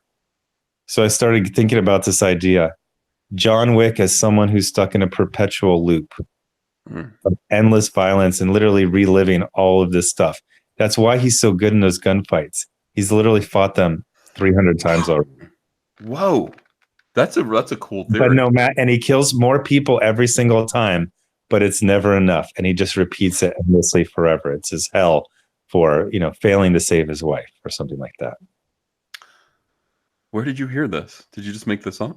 Well, I'm kind of combining a couple of memes that have kind of jumped out where people have put like video game points over John Wick scenes. So I was like, and I remember like the first Mission Impossible, it got a bad review and they said, Ethan Hunt operates like he knows he's in a video game and he's going to get a restart if he dies. Yeah. That sounds like a good story idea, honestly, for John Wick. Just saying. You know what I'm saying. Watermelon Platypus says, I want to buy Jawbreakers. I was spending at the comic book stores attacking #move the needle, poisoned everything. Now we win. Move the needle was such a... but are you wrapping up or not? I don't know. No. Go ahead. I'm fine. Wait, let me get a water while you talk. Move the Needle was one of the just horrifying defeats. For people who don't know, it started when a Marvel insider said, you can talk all this trash, but if you don't move the needle, if you don't promote sales and prove you can increase sales, then all of this is worthless. So I started doing #move the needle, and I would say, hey, if you bought a comic, if you bought whatever, Mr. Miracle, and you liked it, take a picture, #move the needle, at Mitch Gerads, at Tom King, at DC, at the store you bought it at, and then let people know what's popular and not popular, because companies actually don't know what sells to end users. They know what stores buy, but they don't know what the stores sell to customers. So this will let everyone know, make more of this, make less of this. And the 12 Psychos on Twitter literally started cross-referencing and intimidating pros. A pro would retweet someone and say, hey, I liked your issue of whatever. I remember a couple, Sean Gordon Murphy and Brian Edward Hill, getting hit. And then here would become one of those evil monsters. And they say, we were monitoring your associations, and we noticed that you retweeted this. This person talked to this person who said this 3 years ago. You don't want to be on the wrong side of history. And they literally intimidated some of the most unpopular, talented pros from retweeting the enthusiastic pictures of paying customers. Unbelievable. What was that for? Who did that serve? The ego of these evil people. That's it. I miss having you on Twitter, but you know what? Today I was sitting around and I was thinking it might be time to quit Twitter. I peek in when people send me screenshots, and I saw the conversation where I was like, I think Ethan's going to get it. Like, this is just a waste of his time. Yeah, I'm thinking, what am I doing here? I don't want to leave because I said I don't want to retreat. But at the same time, it was the one where you said to the guy you just responded, this just makes me sad. Because he did that little SJW thing. He's like, oh, I guess comics isn't $1 billion industry. Oh, wait, it is. Yeah. If you add in me and Ethan crowdfunding and Doug Tenopple, and you add in like $750 million of manga sales, of like manga cooking series, yes, it's $1 billion industry, but the superhero, what you're talking about, has gone down for 3.5 years. Well, it's irrelevant. It should be a $5 billion industry. Oh, $1 billion sounds like a lot of money until you're looking at what the people who are working in it are actually bringing home. I and want to also see just what they sell. Deadpool sells what, 27,000 copies? That's pathetic. Wonder Woman sells 34, and people are happy. Oh, Wonder Woman sells 34,000. Yeah. I mean, no offense, but Cyberfrog should sell 1/100th of what Superman sells. No, we sold 17,000 copies of Cyberfrog at this point. That's at basically $20. Half of what Superman sells. No, well, if you're comparing trade paperback, oh yeah, it blows it out of the water. Yeah, I mean that's floppies. Yeah. I just it makes me sad. When I'm hearing this stupidity, when you hear stupidity with sarcasm, and at the same time, these same people who are like, it's not like we're $1 billion industry or anything. Duh. Oh wait, we are. Oh wait, we are. And these same people are saying at the same time, comics don't pay very well. I just imagine some manga artist in Japan who's like, who's this we, Kimosabi? These people aren't making money. I mean, the very 1%. I made money in mainstream comics, but I mean, most people don't, and they don't make very much. They're making sub-living wages, and then people who are on the very fringes of comics do this as a hobby, and then just kind of or spend all their time making pointless political comics, crowdfund them. Look at the that Deadbeats comics makes me crazy. 42 people on this anthology, and it raises $30,000 or something like that. And it's just like they're just like, we're not looking for profits. It's like, could you please, you idiots, please do something for profit, because we end up paying your bills. The time that you spent writing and drawing these stories, not for profit, is time that you should have been an adult out there working a regular job and making money to pay your bills. Inevitably, you sit there and get involved with things like this as though you were wealthy. This is something, doing comics for charity is something that only wealthy people should do. I have plenty of money. I'm just doing this for fun because I love it. That's the attitude of the Kennedy family. It shouldn't be the attitude of Max Visaggio. I know you don't have any money. Spend your time making comics to make money. Don't get involved in all this charity shit, because then inevitably, when you need a new wig or something, you're on GoFundMe asking people to crowdfund for you for basic needs. For basic needs, it's just. I mean, the pseudo. Oh my God, the virtue. I'm not just doing this for free. I'm doing this because comics. God damn it. Make a living, grown up. Make a living. You have an obligation to actually make a profit, because the money for your bills have to come from somewhere. I don't want to pay them. I don't want to pay them in higher taxes. I don't want to pay them in a crowd fund to meet your medical expenses. I don't want to. And when the time comes, we're going to all look back at all of the wonderful comics that you were involved with, that you did because it was fun, that you should have been actually working and earning a living. But here's the problem. They're not having fun. They have no interest in their own stuff. They barely ever talk about it. They say, I did a thing the day it comes out. Yeah. Yeah, I did a thing. They're not promoting it. They're not proud of it. What is it? What is it for? I talk about Cyberfrog every single day. What are they doing it for? I literally I just think about the Jawbreakers all day long. Their lives, what I'm going to do in the future. I was like, is Hal Priest, should he be muscular or should he be like Willem Dafoe? Like, I haven't given him a consistent look. What should it be? John Malin and Kelsey Shannon drew him really skinny, which is probably correct. It's just you think about it all day long. They're your characters. They live in your psyche. Yeah. Yeah. Yeah, that's the way I think most creative people are. But these people aren't like that. I mean, they're just messing around. And they're just fooling around. and the comic book industry is $1 billion industry. It's $1 billion industry because of the fact that the comic shops are jacked up with unsellable product. There are still comic book stores that are over ordering, that are falling for scams. They're falling for grifts, these fake variant cover schemes to get people to over order books that there aren't enough customers for. There's a I think well, too late. A lot of stores seem to be getting wise to it.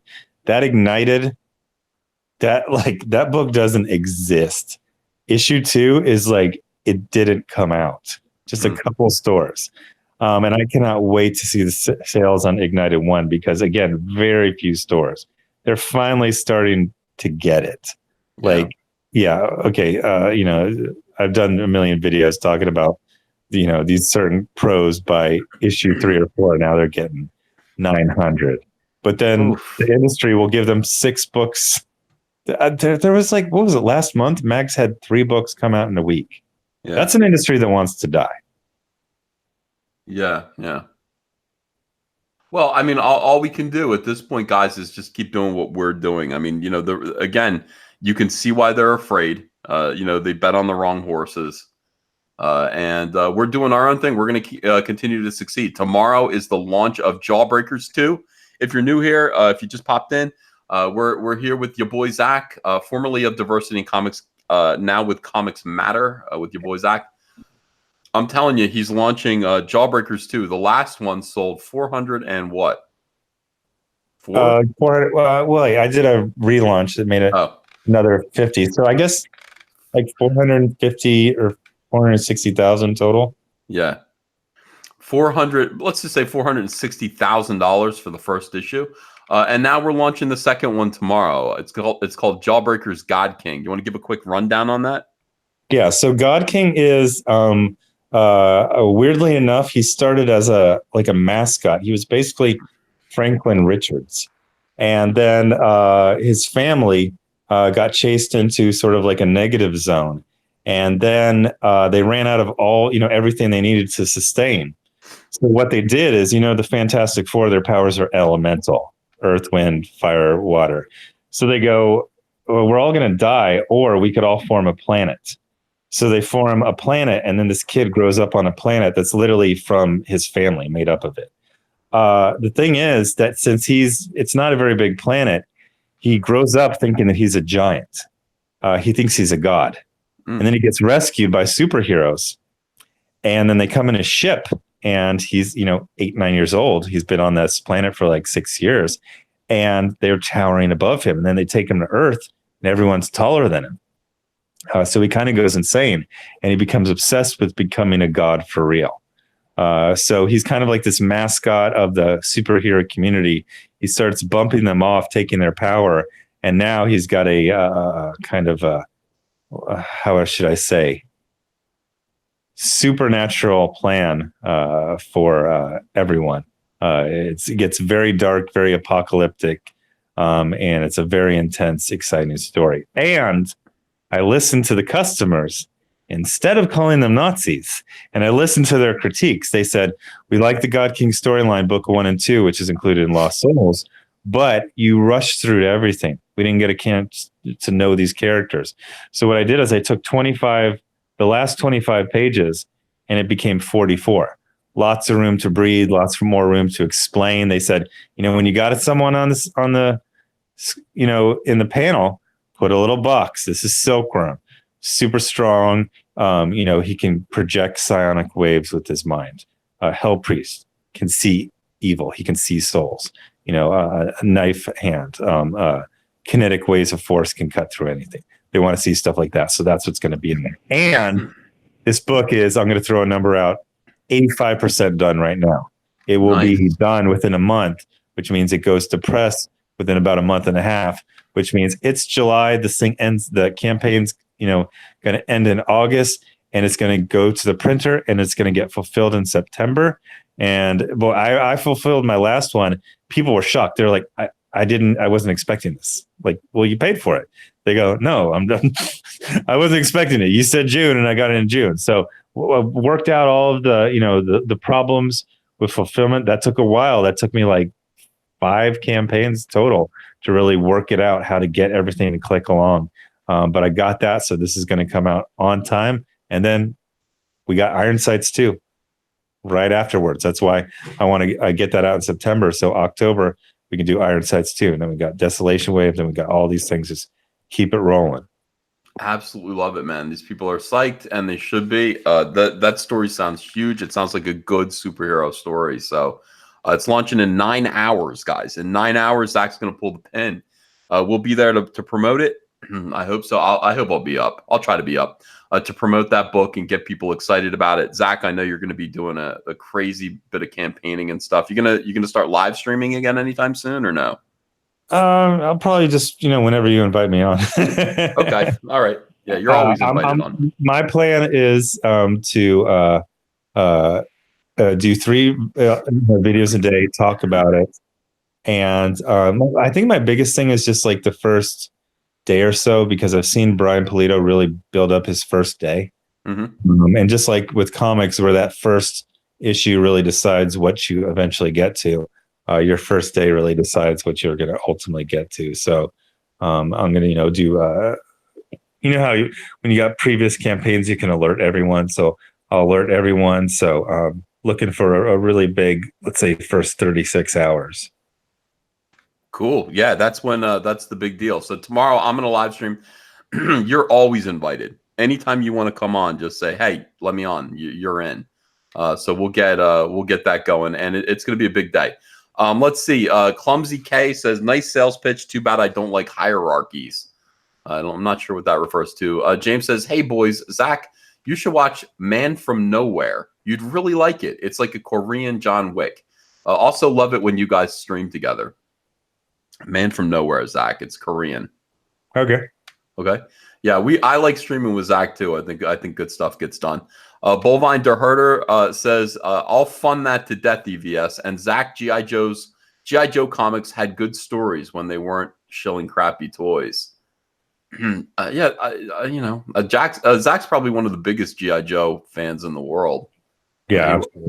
He loves G.I. Joe. Blacklist Universe says, launch Jawbreakers. It's after midnight. Monster Hunt. I think noon is the best time. I really do. Noon is the best time because people hear about it while they're at work, and then they come home at 5 and they start backing it. But midnight, people are asleep. Yeah, it's more exciting when you hear something like, "Oh, it's launched! Oh, I didn't know it was going to launch." And the other thing is, I'm keeping the initial campaign to 30 days because I really want to do those comparisons to, the Comic-Con for the sales for July when those come out, and get to see like what, because like you said, this is taking out competition. That's one of the other things. It looks really bad. It's really hard to justify to your bosses at AT&T and Disney why you have these billion-dollar characters and you're selling 30,000, and these so-called incel awful monsters are selling 18,000 copies of indie, indie kind of niche, but still mainstream comics. All right. So Liam Gray says, I hate sounding pretentious, but when I was being trained, there were certain writing techniques to be considered for prolonged storytelling, and no one is using them in mainstream comics. It's nuts. Opinionated Upload says, got Jawbreakers, real good read, man. And then Opinionated Upload says, when is Cyberfrog and the variants shipping? Oh, it's a good question. It's driving me insane, the wait. It's at the printers right now. I got word tonight. They're like, do you want to come down and watch us put together the first book? They're like, maybe it's not a good use of your time. I'm like, yes, I'll be there. So I'm going to bring a camera down there. Very anxious to get this done, guys. More anxious than you. So I would like to see this book finished. I would like to show you, and I'm excited about getting the final product in my hand. Cyberfrog and all the variants are going to be shipping together. I believe Vampirella, the Cyberfrog Vampirella book's already done. It's already put together with the prints. I'm going to be able to see that tomorrow. Watermelon Platypus says... Sorry. For people who don't know, if you're like, well, how come you don't know? It's when you do printing, it's kind of a complicated industry, and a lot of stuff fits in between other things. So they won't say like, we're going to print this Tuesday in the afternoon. They're going to say, Yeah, we'll get it this month. Definitely. You know what they said to me? They said, San Diego Comic-Con. So a lot of people are doing little short runs. Yeah. I was like, Okay. you motherfucker. Get my book done. But they said, yes, San Diego Comic-Con. There are a lot of people that are printing books. Okay. All right. Get my book done. Watermelon Platypus, thanks for $20. He said, back Jawbreakers. Donate to Zack's GoFundMe. I'll be there for God King, Jawbreakers with Malin and Kelsey Shannon Rock. Yeah, it was a beautiful book. Beautiful. Oh, yeah. Everyone did so great. And one thing people ask is some people get a little hurt. They're like, well, how come it isn't the same people? It's like, well, these people are really in demand. You know what I mean? Like, they got their own stuff. Kelsey's working on a secret project, or I don't know if it's so secret anymore. Malin's got his own franchise. So I would love to work with these people again, all the people. It was great. But I'm also working with some new people this time, and they're fantastic, and you're going to love them as well. Yeah. This is the thing. Ideally, we want people to be able to go off and do their own thing, except for Kyle Ritter. But unfortunately, he is going to succeed gloriously. Man, I was like a dummy. I think he thought I was being sarcastic. I was like, who drew this? Yeah. He's like, I did. No, who drew it? He's well, like, you saw his pinups. Did you see his Cyberfrog pinups that he drew? I mean, nah. The thing is, well, his Cyberfrog pinups were really good. I bought them both from him, and they're going to be in Blood Honey, and they're good. But the stuff he's doing now, Kyle's somebody who gets really, really good, really fast at things. He improves, and you watch him improve. So he started penciling and then giving the inks to his friend to do, and the stuff is just absolutely glorious. And he gets it back and colors it. He showed me a piece today. He showed me the promo piece from Starblades, and I'm going to show it. I'm going to show it to you guys. I think I know you're talking, but it's like a banner. Yeah. He's like, what do you think of this? I'm like, it's just, what do I think of that? Tell me that 10 years ago, Marvel wouldn't have snapped him up and had him like the guy on some giant event. Yeah. They would be stupid not to. This guy is fantastic. Hold on, open image and new tab.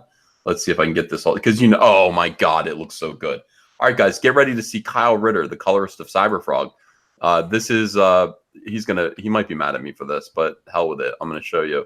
This is his promo piece for his upcoming book, Starblades. There you go. Look at that.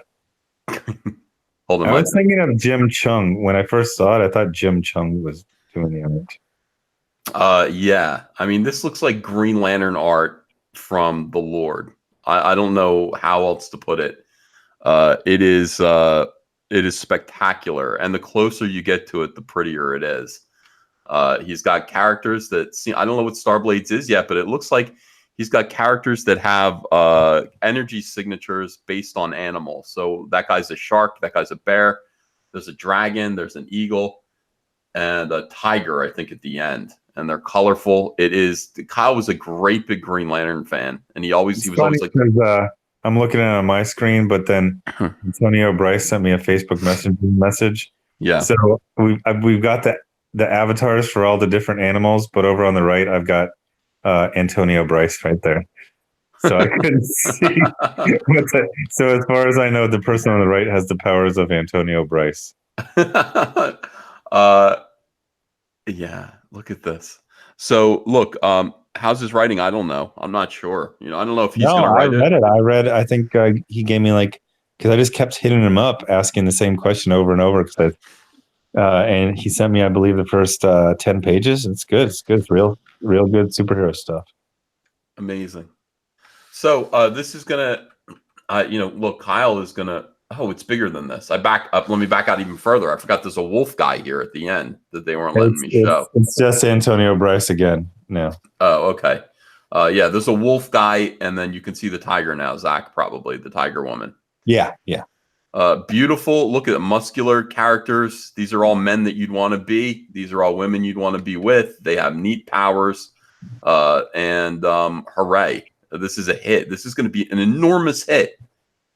And I got to find a new colorist for Rainbow Brute because, or at least Cyberfrog too. I'm sure he'll want to color Rainbow Brute. He'll want to overextend himself. So yeah, it's I think he's starting in next week. So it's Jawbreaker's God King. This I think in a week. I think John Malin's starting Graveyard Shift 2 pretty soon. Yeah. And you got Rainbow Brute sometime in the summer, right? Yeah, I'm gonna get it up, and I'm gonna try to get it up in July. I think that's when I want to do it. Let's get it going. I think this is going to feed on itself. I don't think anything's going to cancel each other out. I think just people are just going to get hyped, excited. It's all about product. It's all about having good product. I mean, if you don't have good product, people are going to go away. If you have good product, they're going to come and they're going to stay, and they're gonna grow. The audience will grow. There is no limit to the number of people who will buy comic books. There's no limit. I know that the mainstream thinks that there is. This is their audience. These are the people who haven't fled yet. We're not trying to get them. We want them, but they aren't. We're not trying to peel off a number of those. We're trying to peel off a number from the whole planet. We want people who normally wouldn't buy comics or haven't bought comics. We want them to come over here, look at this, and say, why wouldn't you buy this? Why wouldn't you buy this? This is beautiful. Of course you're going to buy this. Of course you're going to buy Jawbreakers 2. Of course you're going to buy Cyberfrog and Rainbow Brew. Of course you're going to buy Graveyard Shift. These are great looking books. You can sell comic books to anyone with the right attitude. If you have the right attitude, these people have a terrible attitude. The mainstream has a terrible goddamn attitude. It's so bad, and they literally teach it. I remember Rob Sheridan, that 9 Inch Nails guy. He got his first book announced, and he should have just been like, "Hey, what's up? I had some success, but I'm really excited." And what happened? The in group, the cool kids, they came over, and they're like, "This is how you run a blockchain.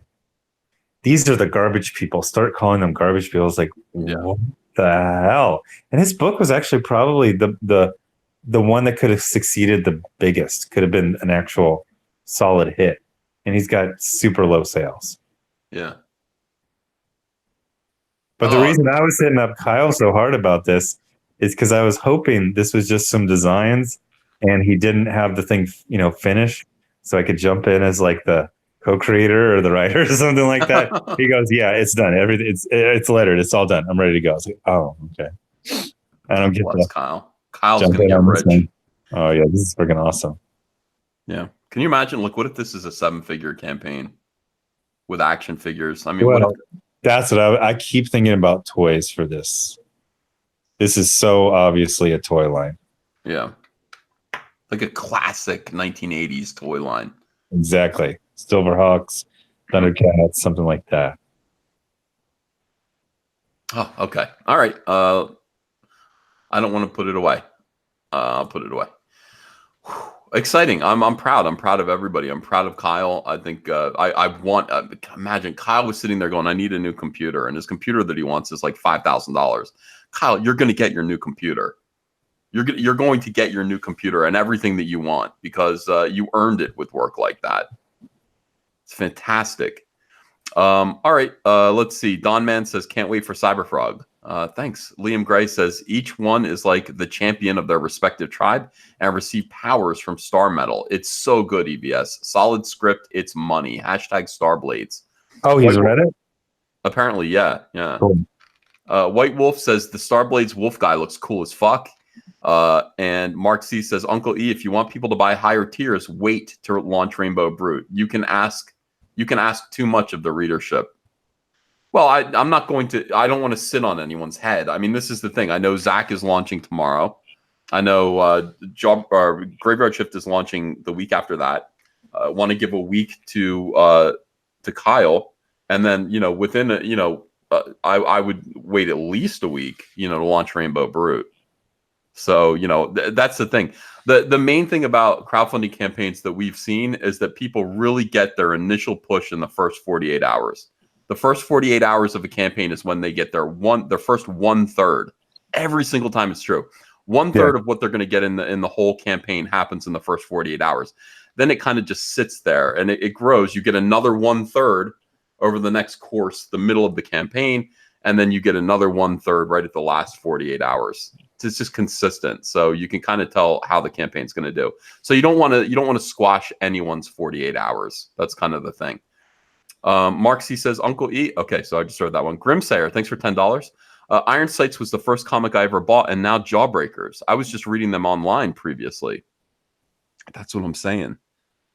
It's like you see that, Zach. I mean, we're getting people to read comics that don't read comics. It's very exciting. I love hearing stuff like that. And one of the things that, I always kind of just imagine things, oh, this is my one-off on the crime genre, but finishing up Iron Sights 2, already getting the idea for Iron Sights 3. I think I'm just going to start, again, like Brian Polito. He has his, what has he got? He's got Lady Death, and he's got the other one who's got the Day of the Dead makeup. Like he'll try something out, La Muerta. And then if something kind of dies, he'll let that drop. And then I think he's on like his 5th La Muerta, like his 8th. So yeah, I think if you like Iron Sights, and Abaya is freaking awesome to work with. He's getting so much better, like on every page.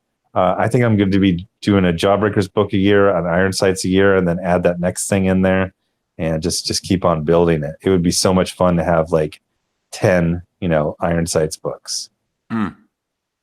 I agree with you. I'm excited about doing like the whole Cyberfrog epic storyline. I'm excited about. Watermelon Platypus.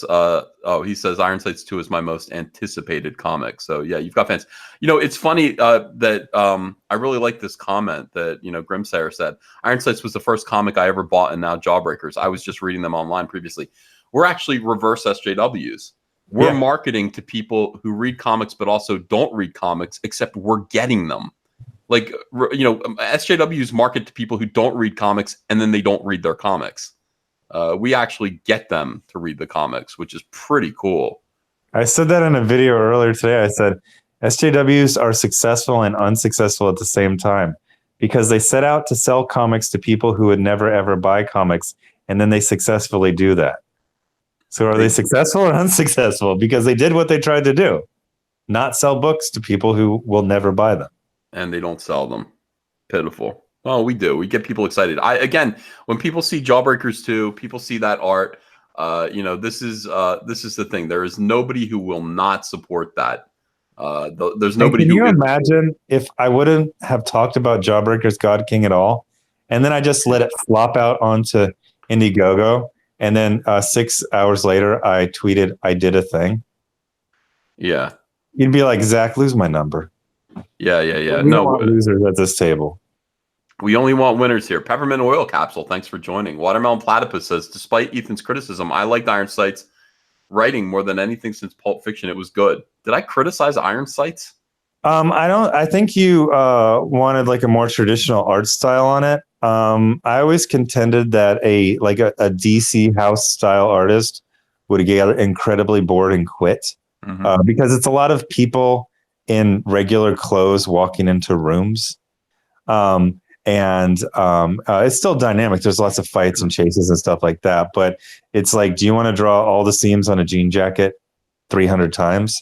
So a cartoony, quicker, sketchier style like Abaya is better. There's also a lot of acting. But I would actually say that even though Jawbreakers sold 4 times as much as Iron Sights, of the people who read both, the super majority preferred Iron Sights. Oh, how about that? Yeah. They just like the characters. They like the tone. I used to say it was like Sicario or like Hell or High Water, but it's really more like the Desperado movies that Robert Rodriguez made like in the 1990s.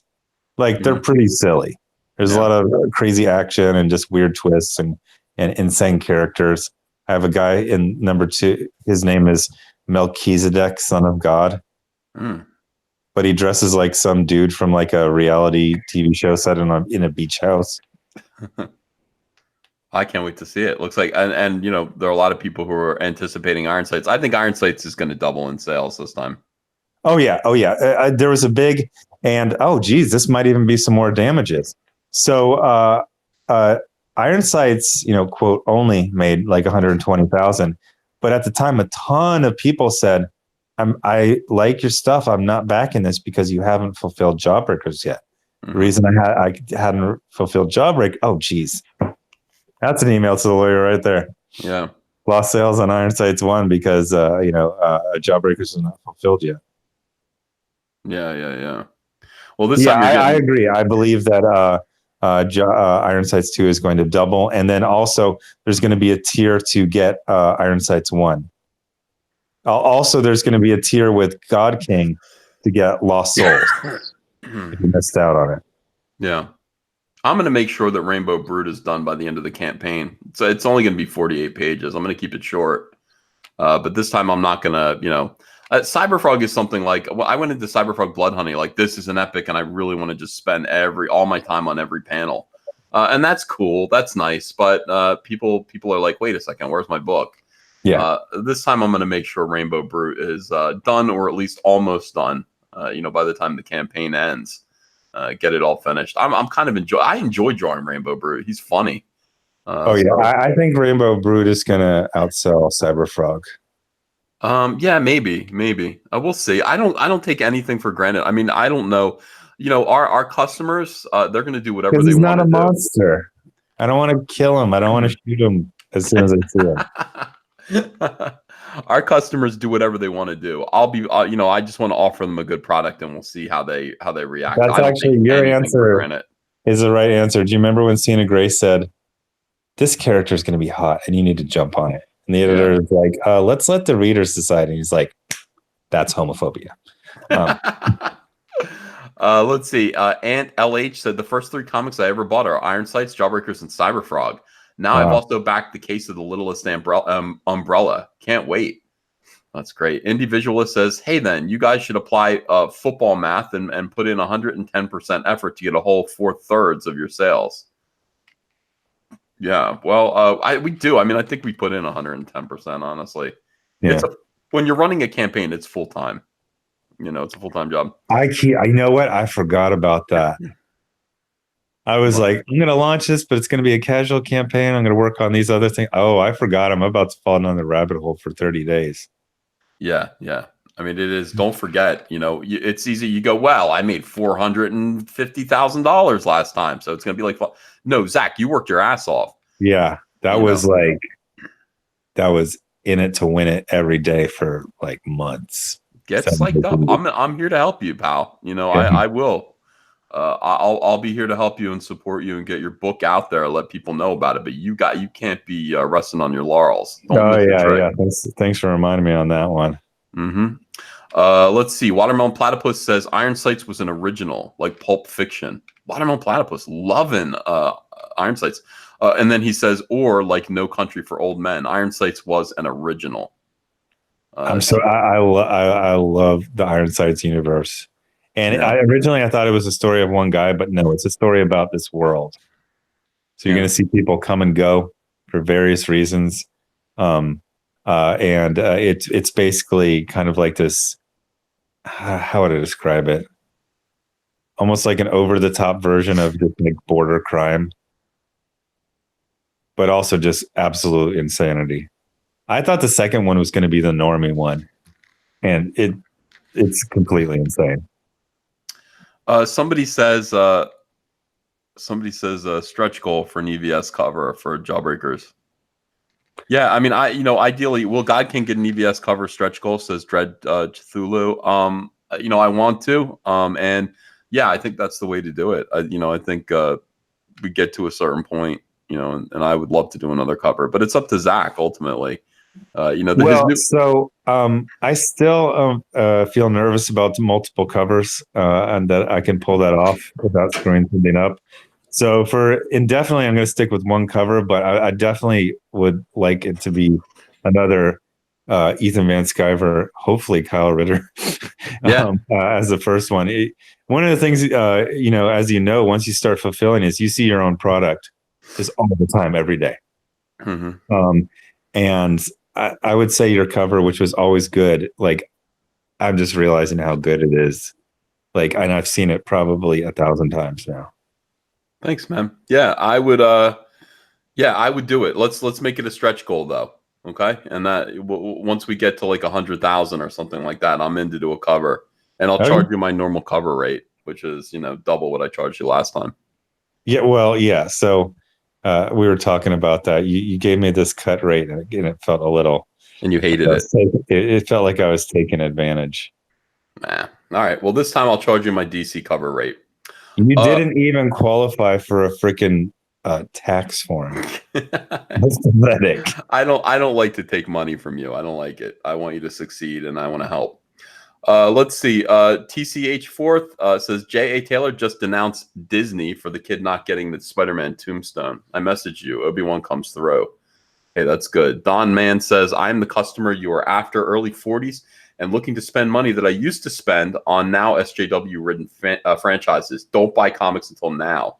Hey, Don Man, we love you. Thanks for being here with us. And you know, you're our guy.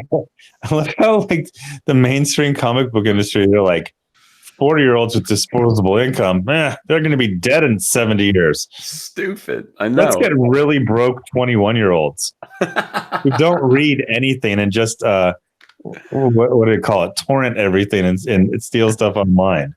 Yeah, they do. They just they pirate everything. You're not. I think we're looking for the 30 to 40 to 50-year-olds, honestly. Yeah, exactly. And Marvel and DC write them off, and they're just like, they're the old. They're gonna die. Then what are we gonna do? I don't know. Prosper for 40 years. It's not the Dust Bowl days. Do you remember when you and me were kids? Like 63 was like old as hell. Yeah. I remember people in their 40s would have like gray hair and just look doddering. Now people are going to live to be 100. Yeah. Jeez. And and people get set in their ways. I mean, the great thing about 40-year-olds is that we like this stuff. I mean, this is the thing. Like, I'm not going to change. I'm going to be buying my old. I only like old comics, really. But I'm going to be buying my Fantastic Fours. I'm going to be buying the same stuff, watching the same movies forever for the rest of my life. What era of Fantastic Four is your favorite? Issues 1 through 101. Kirby Lee. I don't like that. Well, I like the John Byrne stuff too, but once I get a complete run, John Byrne was the best. Well, second best. Obviously he did that. Those John Byrne, and some of those are like really raw. Mm-hmm. Like he had this really raw, burnished, no pun intended, style of inking his stuff. Yeah, but it's like that stuff is like primal. It's like he distilled Kirby to be even more Kirby than Kirby. And then the other one I like is Walt Simonson. That is a freaking masterpiece. I agree with that. But I mean, this is the thing. This is the point. Like, we're set in our ways. Like, we've already decided this is what we like. 20-year-olds, I'm not sure. They've got a lot of growing up to do. Trying to get them into comics is a good idea, but it's also a great idea to keep the audience that consistently and persistently spends a lot of money. I have a lot more money now than I had when I was 20. I got a slogan for you. What? Grow audiences, don't throw audiences. I love it. Grow fans, don't throw fans. Yep. David Tay says, Ethan, I back Cyberfuck knowing how detailed and meticulous your work is. I will wait for greatness. I'm not going to make you wait anymore. I will get quicker. I will get this stuff out because there's a lot of story that I need to tell. And honestly, last year was a lot of learning. A lot of building. It was a lot of just confusion. And I did spend a lot of time trying to promote everyone else. A lot of time promoting other people that I probably should have been spending just working on my own stuff. But I believe in Comicsgate. I believe in it. I'm prepared to spend the rest of my life fighting for this movement and making it possible for everyone to do comics regardless of what weirdos are gatekeeping the mainstream. I want the independent movement that we are flagshipping here to actually be more prosperous than the mainstream. So that's the goal of my life. Watermelon Platypus says Zack is a writer. Y'all, including yourself, Zack, don't realize it yet. I used to want to be an artist, and I found out I really wasn't an artist. And then I kind of wrote out of expediency just because I couldn't afford anyone. But I do feel like I'm getting better. Thanks. I'm also hiring people. So I've got 2 writers that you love working on a couple books coming up. Actually, one will be announced tomorrow, and then there's another one. It's very interesting working with these emeritus writers because it's literally that thing of they've forgotten more than you know. type of thing. So it's just like samurai, just real efficient strokes. Yeah. I'm wrong. I'm trying to catch up on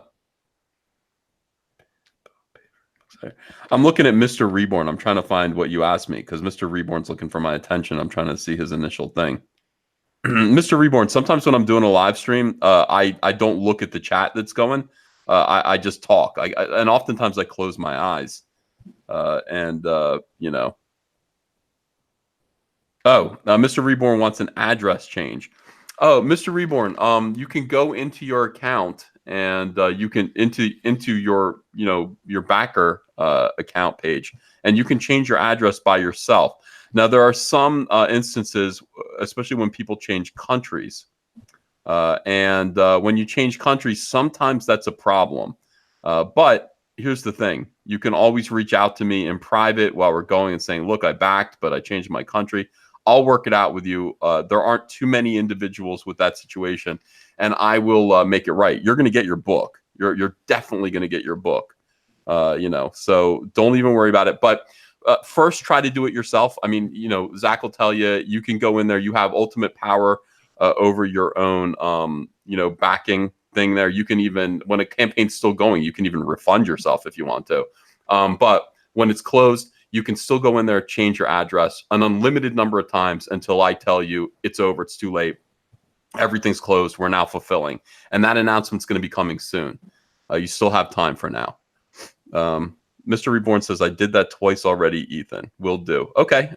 Just let me know, let me know what the problem is. If anybody's moving and they're worried about not getting their book and changing their address is a problem, reach out to me. Like I said, I will make sure. I'll have extra copies of the book. I will make sure that you get your perks that you waited a year for. Believe you me. And Zack, we have a good fulfillment center doing this, so awesome. we're in good shape with that. Gimp Rider 66 says, "Hey, 67 here." He's 67 years old. Gimp Rider 66. He always tells us that. He's like, "I'm an old man." Well, we love you, pal, and thank you for being a part of this. We appreciate your support. That just goes to show the age range. We get from, I don't know, teenagers to people in their 70s. Liam Gray says, "I'd very much like to know our production rates and turnaround comparative to 90s Image." I don't know. I have no idea. You know what? The thing about it is the bigger that you get as a publisher, and what we're trying to do here, inevitably, my dream about how Comicsgate would actually end up, like I'd be able to sit back and just be happy looking around, is a bunch of just satellite publishers, independent, doing their own things, that all kind of blew out of Comicsgate. And because we're publishing more and more books, we'll all have private deals with the printers. When you're producing more comics, they're more efficient about producing them quicker. You get priority. That's what happened to Image. I mean, Image, they were just, these printers were just launching comics out for Image, for Extreme Studios. Alan Rogers says, is a new member. Oh, thanks, Alan Rogers. Thanks for joining. Individualist says, do you envision an all-caps universe where several creators' characters exist in one ongoing world to compete with Marvel and DC? Would be cool. No, I don't. I first of all caps will be all mine. Like, all of my characters will be there, but I will hire people and pay them a very good rate to draw them. So all caps is going to be Cyberfrog. It's going to be Rainbow Brute, and it's going to be a book called Fearsome. I'm doing a horror superhero series called Fearsome. I think Kanan White is going to draw it. And that's my third property. We'll see after that, but they don't really cross over. I mean, unless it's a cutesy story, I don't see how Cyberfrog works with Rainbow Brute. Fantasy story, but who knows? We can do whatever we want. I mean, that's the thing. We could do whatever we want. Steve Turney says, petition for a remake of The Little Mermaid with The Rock as the Little Mermaid. I don't think they go that way. Zack, you know how they're doing all these gender swaps? Yeah. I would like them to gender swap, men's roles with women traditionally. I think that would be fine. But why not like Mr. Mom? Why not Mrs. Mom? Why not 3 women and a baby? You know what I mean? That makes more sense to me. That's what I would like to see. That sounds problematic to me. It does? Shit. DNA polymerase. Thanks for becoming a new member. Ron Crossman says, if anyone refunds the first cover, I'll gladly buy it. I backed the first two. I backed the other two. I missed the first one. Yeah, I've had 3 refunds and just recently, because of, I think, the NASA Rabati drama, I had 3 refunds. One of them was the Cyberfrog, and the other 2 were the Salamandroid variants. And I almost wanted to say to them, are you sure? Like, are you sure? I mean, I understand that you're mad at me, but like, I'll give you back your $30. These comics are going to be worth $200 when you get them. All right. Well, thank you. I mean, I'm printing pretty much with only a very, very slight percentage of overprint just to make sure I have the books for everyone. Once you have these, that's it. And there aren't going to be any more. So if I have any extras of either of those covers, you better believe I will sell them. I will make them available to you guys, and just pay attention to that. Voice of the Mountain, thanks for becoming a new member. Mark C says 4 books in 4 weeks. High-end tiers for all is $400 in a month. I still think you guys are going to cannibalize yourselves. 4 books in 4 weeks. High-end tiers for all is $400 in a month. I still think you guys are going to cannibalize yourselves. Well, I don't think so. I don't have any high-end tiers. I just have the book. I believe it's 25 book and a pinup. And then there's 2 books for, one is for 45, one is for 50. I don't have any high-end tiers, so. I do have high-end tiers. I don't see. I expect people to be able to make choices, and I don't expect that everyone is going to buy everything. I do say that, you know, these 4 big campaigns in 1 month are a thing, but they're going to be going for at least 2 months and perhaps longer. So you have plenty of time. Let's just say you want to buy 1 copy of each. You have plenty of time to come up with the $100 to buy 1 copy of every one of these books. And people who want to back the high-end tiers, you know, we appreciate it. I mean, that's magnificent, but it's not for everyone. And frankly, we only do this once or twice a year. So, you know, when you give me $20 or $25 for a Cyberfrog book once a year, that's a lot. That's like what you'd be paying for a Marvel comic for 5 months. You know, mine are better. So yeah, you know, I don't think we're going to cannibalize ourselves. Although Kyle Ritter looks pretty tasty. Thank you guys. I want to go. It's like 4:30 in the morning. I really enjoyed this. I enjoyed talking with Zach. Zach, you are launching in like 8 hours tomorrow. Yeah, I gotta get sleep. Get some rest. We're going to get this moving, guys. Pay attention. Wait for the announcement. It'll be all over social media. I'll make a video. Zach's going to make videos. We're looking forward to launching Jawbreakers 2 and hoping that you will consider supporting us and making these comics profitable, successful, and you know, fun. Most of all, fun. Thanks, everyone, and we'll see you again tomorrow. Bye-bye.